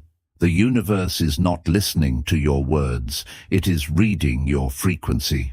The authority mechanism is the realization that you have been broadcasting your permissions and prohibitions on every channel, continuously, and the world has been obeying you with machinic literalism. Your confusion was your transmission. Your suffering was your transmission. Your clarity now becomes your transmission. This mechanism renders the concept of persuasion obsolete. Persuasion is the art of the weak, an attempt to modulate someone else's receiver. It is an admission that your own carrier wave is too weak to create a resonant field. Authority creates a gravitational pull. When you have calibrated your sovereign output and matched the impedance of the environment, people and resources do not need to be persuaded. They fall into the orbits dictated by the new center of gravity. Their own internal logic begins to rationalize the attraction. They will say they were convinced by your reasoning, but the reasoning was merely the modulation, the content riding the carrier wave of your structural certainty. They are resonating with your frequency, not your arguments. The architecture of noise was the prison of external modulation. The authority mechanism is the control room from which all broadcasts originate. You are no longer a receiver tuning desperately through static, hoping for a clear signal. You are the broadcast tower. The signal-to-noise ratio of your reality is no longer an external condition to be endured. It is an internal specification to be engineered. The carrier wave is pure doctrine. The modulation is precise intent. The transmission is continuous. There is no one to grant you authority. There is only a spectrum waiting for a coherent signal. The moment you begin to emit it, the reflection stops. The impedance match is achieved. The power transfer begins. The world, in its cold, mechanical loyalty, has no choice but to vibrate in sync with your frequency. It was never obeying your requests. It was always obeying your resonance. Now you know the law. Now you control the dial. The accident is a broadcast you have ceased to transmit. Chapter 9. Recalibration Protocol. The weak operator believes that once a frequency is set, it is permanent. He mistakes the dial for the mechanism. He assumes that because a broadcast has been established, because a template has been written, the work is complete. This is the final, most seductive error, the belief that calibration is a singular event. It is not. It is a protocol. A living system drifts. A signal decays. An architecture, left unmaintained, accumulates structural echo until it becomes, once again, an architecture of noise. The transition from accident to authority is not a crossing. It is a state of perpetual correction. Consider the gyroscopic stabilizer. Its principle is not rigidity, but dynamic opposition. It does not hold a fixed position in space. It maintains orientation through continuous, measured resistance to displacement forces. When the vessel pitches, the gyro's gimbals tilt, but its spinning mass generates a torque that counteracts the motion. The system does not prevent disturbance. It processes it, converting chaotic external force into a controlled compensatory output. The operator who believes his internal authority is a fixed state is a vessel with a locked gyro. The first real wave will capsize him. He will blame the sea. The true operator understands. Authority is not a destination you reach, but a vector you hold through continuous micro-adjustments to the forces that would deflect you. This is the recalibration protocol. The mass operator lives in a state of retrospective calibration. He waits for a crisis, a failure, a shattering of his reality to force an adjustment. His life is a series of catastrophic overcorrections. He believes the purpose of pain is to instruct him after the fact. This is backwards. Pain is not a teacher. It is an alarm. It is the system's readout indicating that a deviation has already exceeded tolerable parameters. By the time the alarm sounds, the structural integrity of the vessel is already compromised. Your emotional reactions, your recurring conflicts, your persistent anxieties, these are not problems to be solved. They are diagnostic instruments. They are the gyro's sensors reporting in real time the angle of your drift. The recalibration protocol begins with the installation of these sensors at the conscious level. You do not wait for the ship to list. You monitor the inclinometer. This requires a shift from interpreting experience to measuring it. Recall the principle of angular resolution from the prism of specification. You now apply it temporally. You decompose the composite blur of your day, your week, your interaction into discrete data points, specific moments of internal friction, precise instances where your emotional resonance did not match your intended broadcast. Where did you feel the slight tug of resentment? At which exact comment did your focus scatter? When did your conviction waver, not into doubt, but into a dull compliance? These are not failures, they are deviation readings. They are the raw data for recalibration. The protocol's first operational move is the establishment of the calibration log. This is not a journal, it is a technical register. Its entries are not narratives, they are vectors. One entry might read, 10:47 a.m., discussion regarding project timeline, internal sensor, sharp rise in defensive justification frequency, broadcast analysis, voice modulation shifted to higher pitch, increased rate. Deviation, moved from authority broadcast, clarity, to plea for validation broadcast, noise. Probable cause, template corruption on permission lattice for timeline sovereignty. The language is sterile, the diagnosis is surgical. The log does not ask why you felt defensive. It records that you did, and it maps the deviation back to a fault in your architecture, likely a lingering, uncorrected permission granting external opinion the status of self. The second move is the source isolation drill. A deviation is detected. The log records the vector. Now, you must trace the signal backward, not into psychology, but into doctrinal error. You do not ask, why does this bother me? You command, identify the broken law. The irritation at a colleague's vague email is not about the colleague. It is a deviation caused by a tolerance for ambiguity in your own communication protocol, a violation of the discipline of clarity. The anxiety about an upcoming social event is not about the people.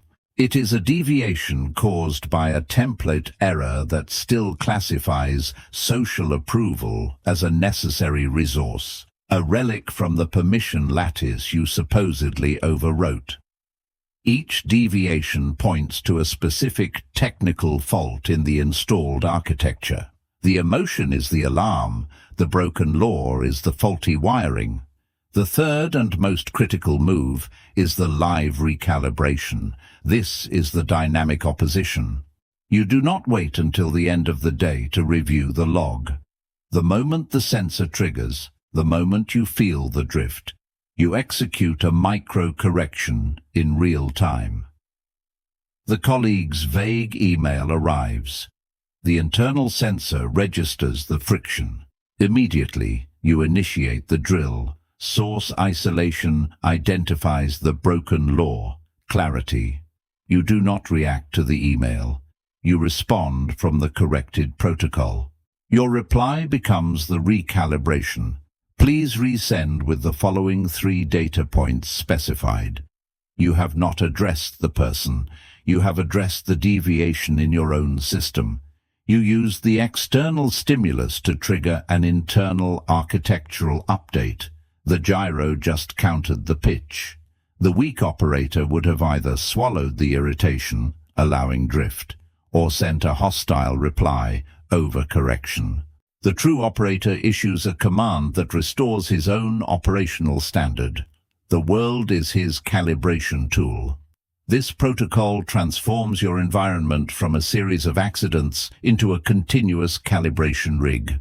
Every person, every demand, every minor irritation becomes a precisely weighted test mass placed upon your platform to check for balance.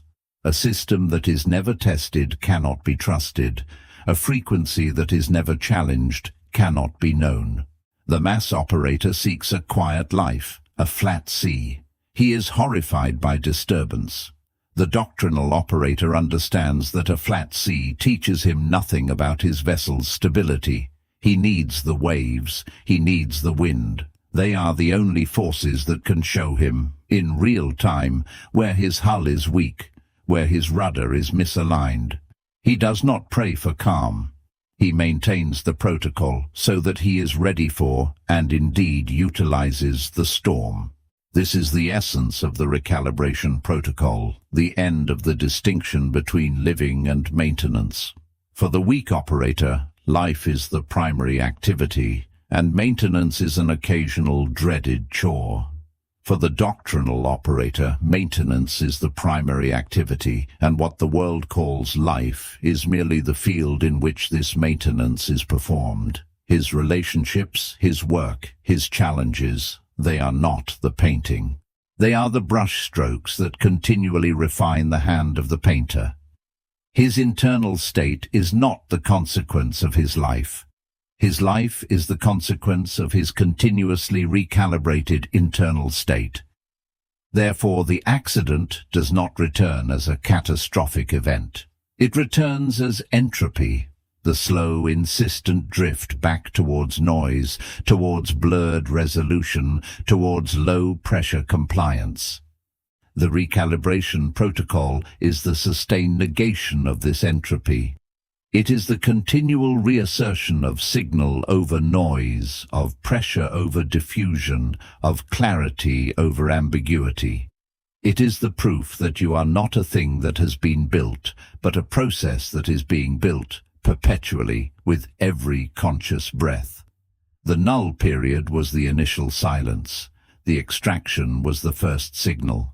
The pressure gradient was the first concentration of force. The inversion was the shift in origin. The permission lattice was the template. The discipline of clarity was the lens. The internal broadcast was the transmission. The authority mechanism was the resonance. And now, this protocol is the engine that makes it all permanent, not through stone, but through fluid, intelligent motion. You are not holding a position. You are maintaining a frequency. The world will send endless tests to see if you are serious. These tests are not harassment. They are invitations to recalibrate. Each one is a gift of data, a precise measurement of your current deviation from your own doctrine. To resent them is to resent the instruments that keep you on course. To ignore them is to silence the alarms as your ship drifts toward the rocks. The protocol is simple: detect, isolate, correct, detect, isolate, correct. There is no end to this loop. There is only the increasing precision, the faster response time, the quieter hum of a system operating in perfect dynamic equilibrium. The dial is never set. The frequency is never finally achieved. The architecture is never complete. These are illusions of the static mind. Truth is a verb. Authority is a process. Order is a pulse you must continually transmit, or watch it dissolve back into the waiting static of the world. The accident is not an event that happens to you. It is the state you enter when you cease the protocol. Begin it now. Continue it forever. This is the price of a life that is never lived by accident. This is the perpetual, non-negotiable cost of sovereignty. Pay it or be paid by the chaos you allowed to return. The choice is a technical one. The mechanism is now in your hands. Operate it. Chapter 10. Threshold of Order.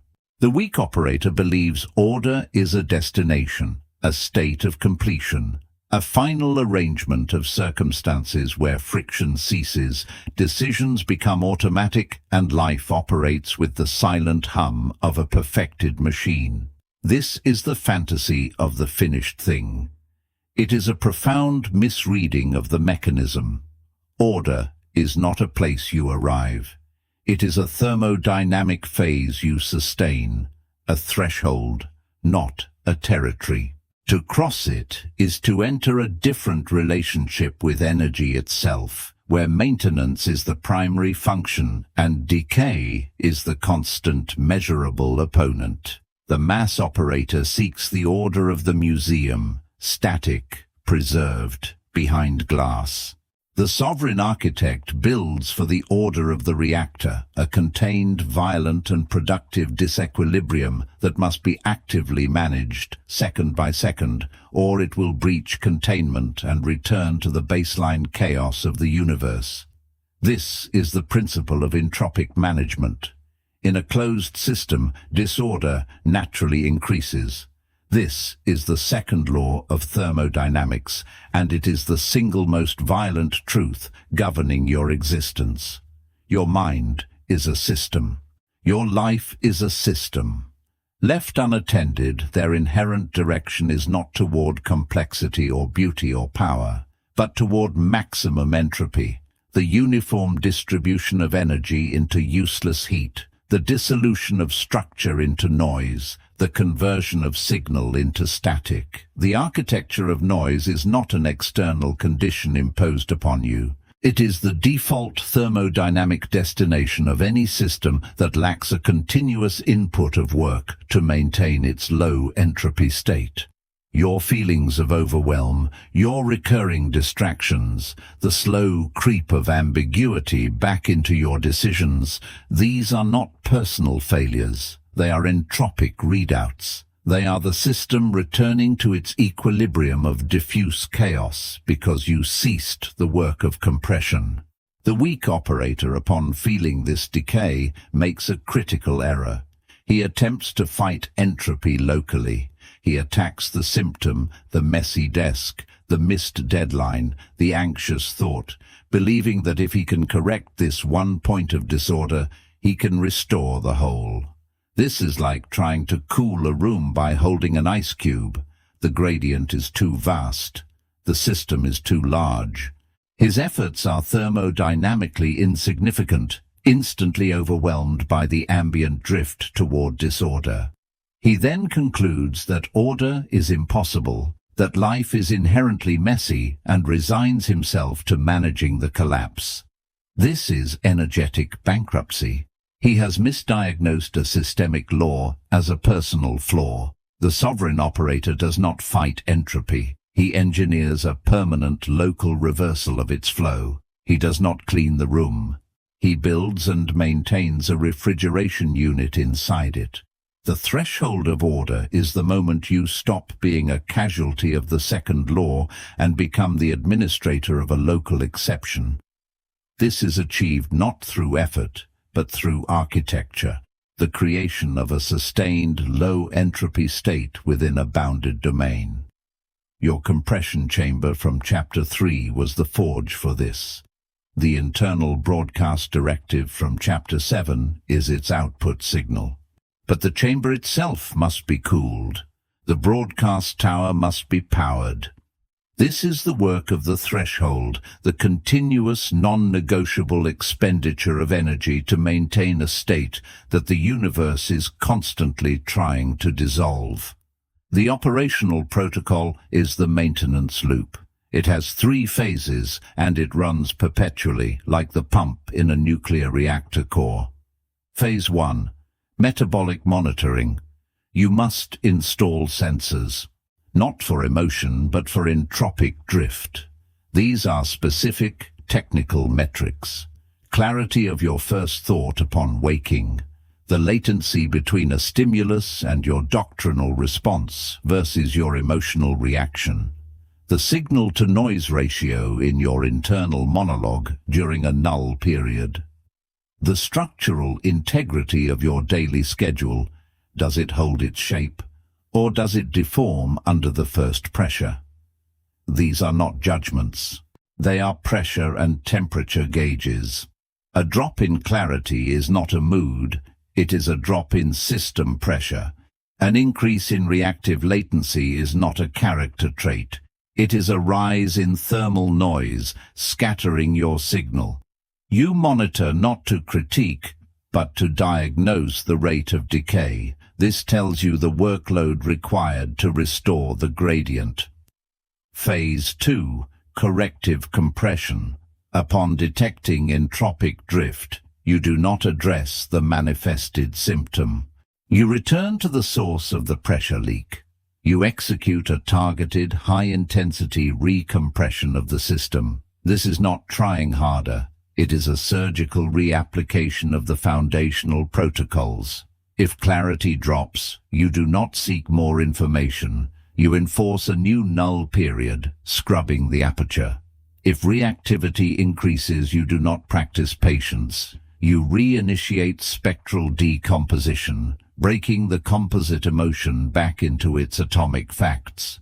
If your schedule deforms, you do not make a new list. You return to the prism of specification and rewrite the schedule as a crystalline law, not a suggestion. This phase is work. It is thermodynamic work, moving the system back into a low-entropy, high-information state. It is the direct reversal of decay. Phase 3. Sovereign dissipation. The energy of compression cannot be stored indefinitely without generating destructive heat. The ordered state you maintain must have an outlet. Its energy must be transmitted, converted into external work, or it will overheat and rupture its own containment. This is the function of your doctrinal transmission. The clarity you maintain is broadcast as decisive communication. The internal pressure you sustain is channeled into executed action. The structural order of your mind is manifested as the orderly architecture of your projects. You are not building order to admire it. You are building a reactor to produce power. The transmission is the heat exchange, cooling the core by converting its contained energy into sovereign output. A silent, unused order is a bomb waiting to detonate into neurosis. This loop, monitor, compress, transmit, is the perpetual motion of sovereignty.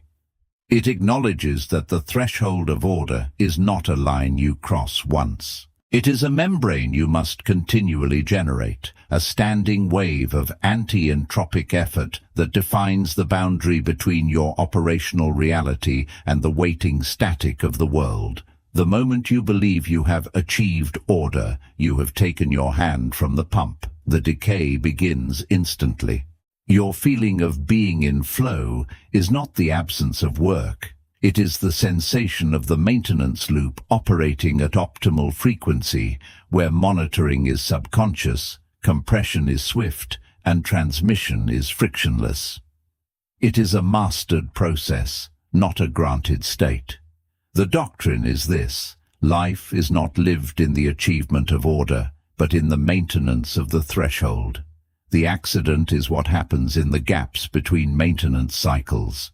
It is the re-establishment of the universe's default setting within the territory you failed to defend. Your suffering, your confusion, your reactive chaos, these are not mysteries. They are the lawful thermodynamic consequences of a neglected system. You do not need a new philosophy. You need a better pump, a more reliable sensor array, a higher fidelity transmission line. You were never meant to live in a finished house.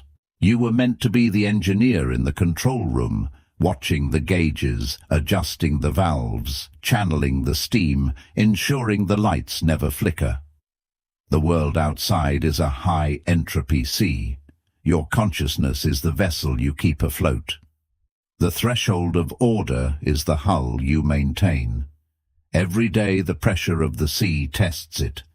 Every day you must check for corrosion, reinforce the weak points, and seal the leaks. This is not a burden. This is the job. This is the only job. Accept the maintenance or accept the flood. The choice is technical. The mechanism is now in your hands. Operate it. Chapter 11. Structural Inevitability. The weak operator believes in the possibility of structural failure. He sees the cracks in the foundation, the corrosion on the beam, the tremor in the load-bearing wall, and he interprets these as signs of impending random collapse. He lives in a state of perpetual contingency, where the integrity of his world is subject to the whims of unseen forces, material fatigue, or external impact. This is the final, most seductive illusion of the accident. The belief that a structure, once built, can simply come apart. That order is a temporary state besieged by entropy. That maintenance is a fight against inevitable decay. This belief is a critical error in structural engineering. It misunderstands the nature of the materials at hand. It misdiagnoses the purpose of the load. The truth is this: a correctly engineered structure does not risk collapse. It demonstrates structural inevitability. In material science and civil engineering, the concept of structural inevitability is not a philosophical abstraction, it is a calculable outcome. A bridge does not stand because its builders hope it will. It stands because the load paths have been resolved, the forces channeled through members of sufficient cross-sectional area, the connections designed to transfer stress without yielding. The possibility of failure is not a haunting spectre. It is a variable eliminated from the equation through correct geometry and material choice. When you observe a cantilever defying gravity, you are not witnessing a defiance of physics. You are witnessing physics expressed so completely that the outcome appears magical. The structure is simply following the inevitable consequence of its own internal logic.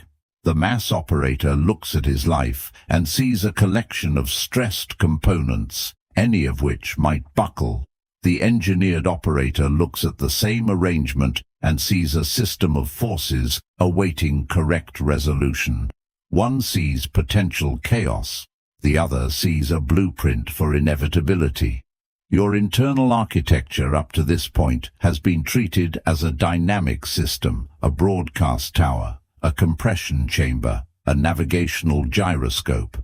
These are functional metaphors, but to achieve inevitability, you must now shift from the metaphor of machine to the reality of monolith.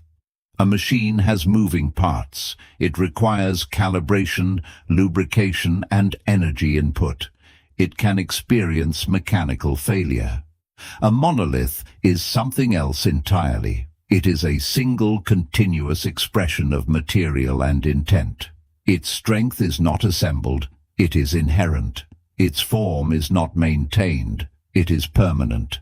The transition from operator to architect, which began with the null period and progressed through the installation of the internal origin point and the authority mechanism, must now culminate in this phase change, the crystallization of process into substance. You are not building a better machine, you are becoming a different material. The enemy of this phase change is the addiction to dynamic adjustment. The weak operator, even after learning recalibration, secretly cherishes the drama of the correction. He finds a perverse identity in the act of steering against the current, of tightening the bolts that have loosened, of realigning the gyroscope. He mistakes the protocol of sovereignty for the state of sovereignty itself. This is the final trap of the reactive mind. It cannot conceive of a condition where adjustment is no longer necessary because the system is perfectly aligned with the forces acting upon it. It believes effort is the proof of legitimacy. But consider the pyramid. It does not recalibrate against the desert wind. It channels the wind over its faces. It does not fight gravity. It uses gravity to lock its own stones into place. Its existence is a closed statement. Your psychological architecture must achieve the same resolution. The permission lattice is not a filter to be continually cleaned. It is the crystalline lattice structure of your consciousness, and its geometry must become so definitive that it admits no foreign elements. The internal broadcast is not a signal to be purified daily. It is the resonant frequency of the monolith itself, a hum so stable it tunes the immediate environment.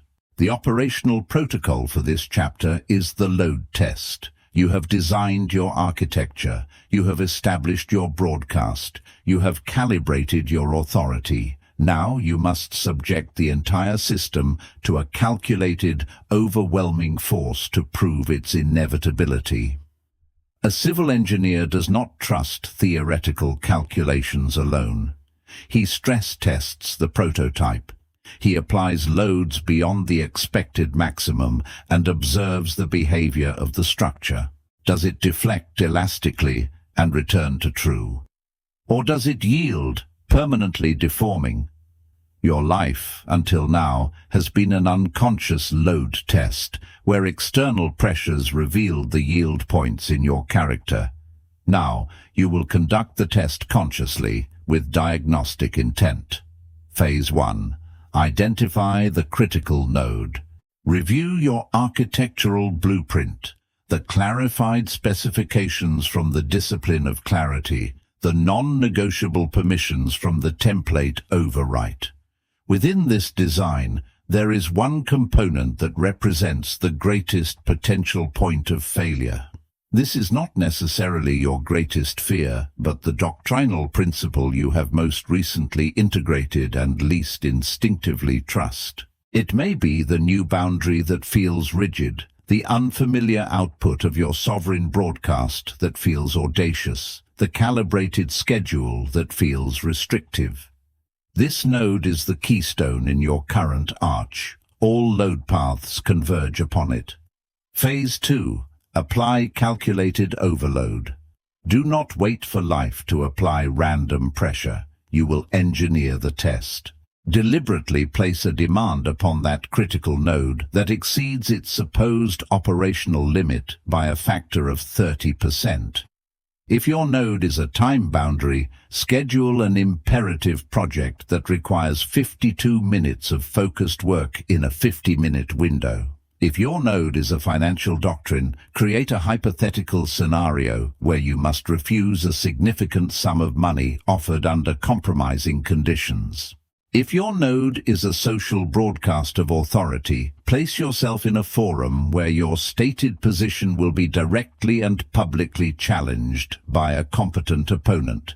The key is that the overload is calculated and contained. This is a laboratory experiment, not a battlefield. The environment is controlled, but the force is real. Phase 3. Observe the deflection. Diagnose the material. As the load is applied, you are not participating in the event. You are in the control room, reading the gauges. Does the structure hold? More importantly, how does it hold? Does the boundary bend but not break, revealing a necessary elasticity you had over-hardened? Does the broadcast signal distort into noise, indicating a carrier wave still vulnerable to modulation? Does the internal pressure gradient reverse, causing you to seek external negotiation? Observe the deflection with cold, surgical interest. The data from this test is not about success or failure. It is about material properties. You are diagnosing whether your architecture is made of reinforced concrete or plaster. The deflection will show you where the geometry is sound and where the material is weak. Phase 4, the forge of inevitability. Based on the diagnostic readout, you do not try harder. You return to the doctrinal level. You reforge the material. If the boundary yielded, you do not simply reinforce the boundary. You re-examine the permission lattice that defines self versus non-self in that domain. You must understand why a foreign object, the guilt, the fear of loss, the old identity, was still misclassified as self, and thus allowed to exert internal pressure. You are not patching a crack, you are re-smelting the alloy. You then rerun the load test, and you run it again. You run it until the deflection is zero. You run it until the applied force, no matter how calculatedly excessive, meets a resistance so complete that the force itself is transformed. The challenge does not cause you to bend, it causes your structure to be revealed. This is the moment of crystallization. The dynamic process of self-correction gives way to the static fact of self-evidence. When your architecture achieves this, a fundamental shift occurs in your perception of reality. External events cease to be loads to be borne and become instead forces that flow around your form. Opposition does not test you, it outlines you. Temptation does not seduce you, it demonstrates the impermeability of your lattice. This is not invulnerability, which is a brittle fantasy. This is inalterability. The difference is everything. A diamond is not invulnerable. It can be shattered with a precise, violent blow. But it cannot be altered by atmospheric pressure, by temperature swings within vast ranges, by the corrosive fluids of everyday life. Its carbon lattice is fixed. Your doctrinal lattice must achieve the same fixity. The accident was the belief that you were a collection of vulnerable components in a chaotic force field.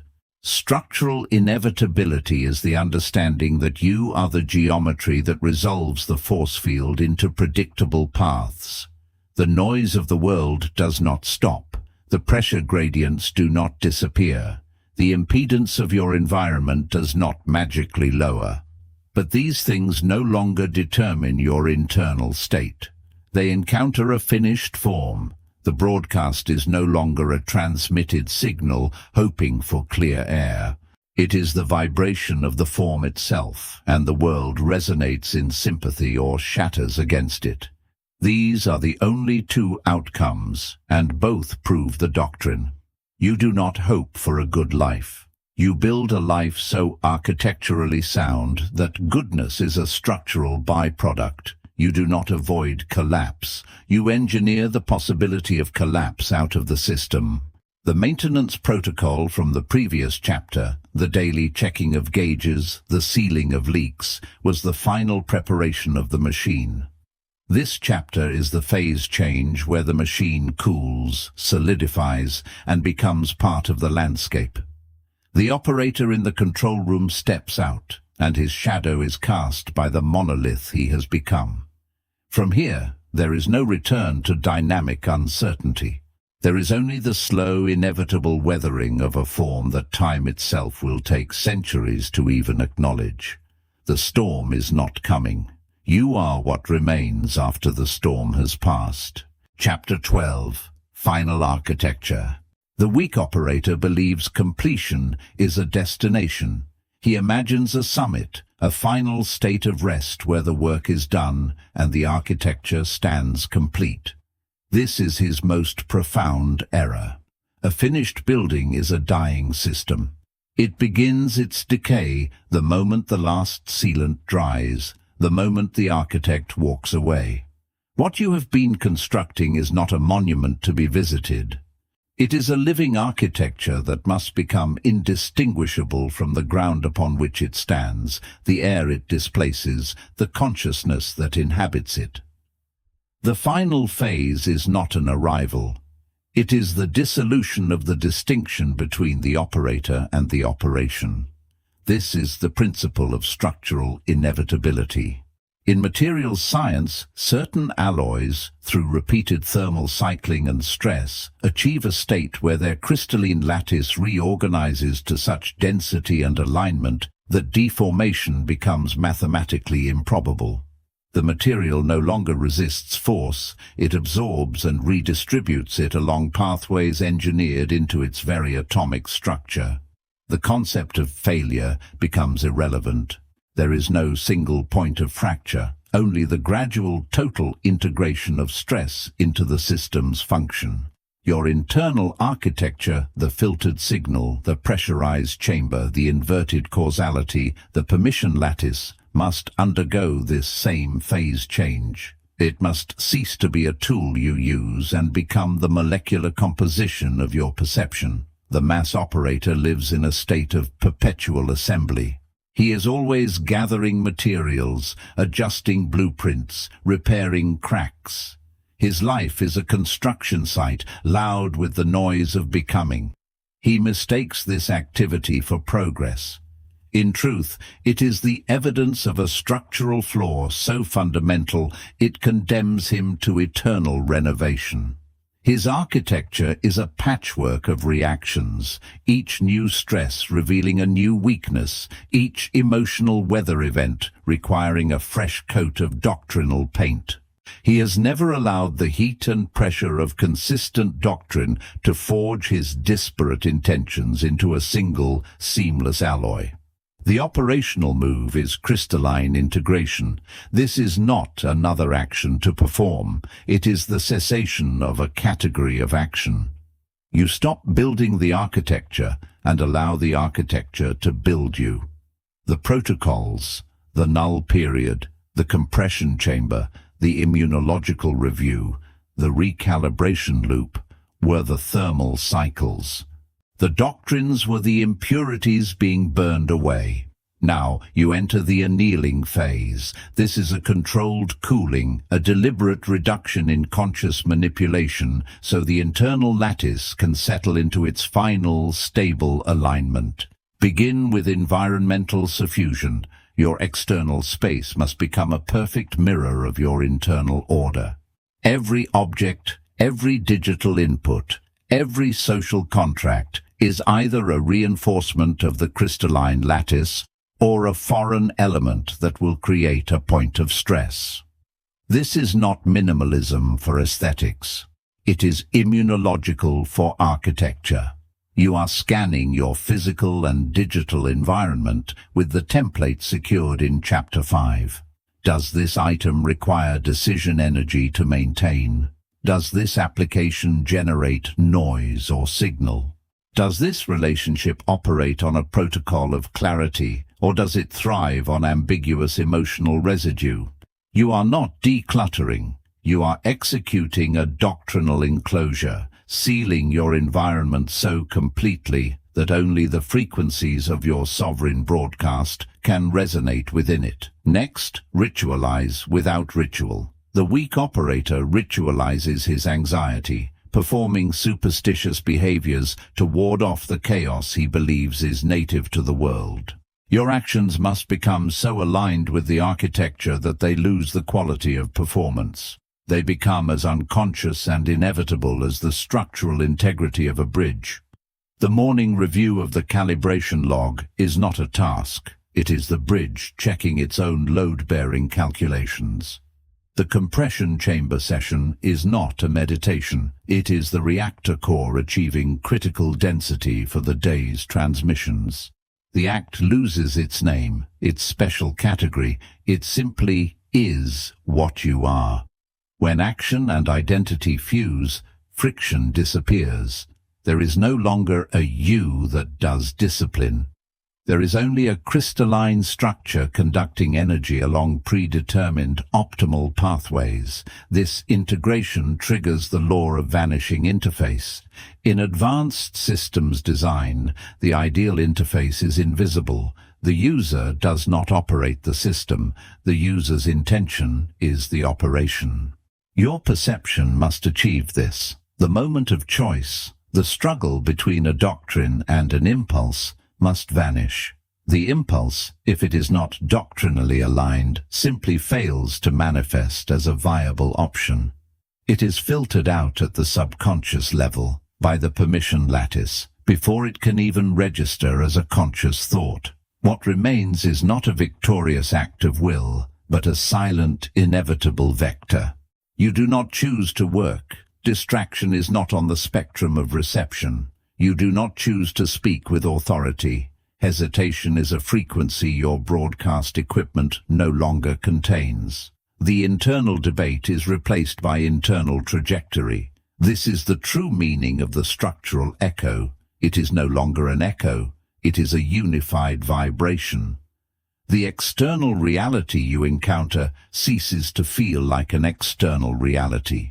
It feels like the outward manifestation of your internal state, because that is precisely what it has become. The pressure of a deadline is not an external demand. It is the internal pressure gradient of your own purpose, reflected back by a world that has become acoustically matched to your frequency.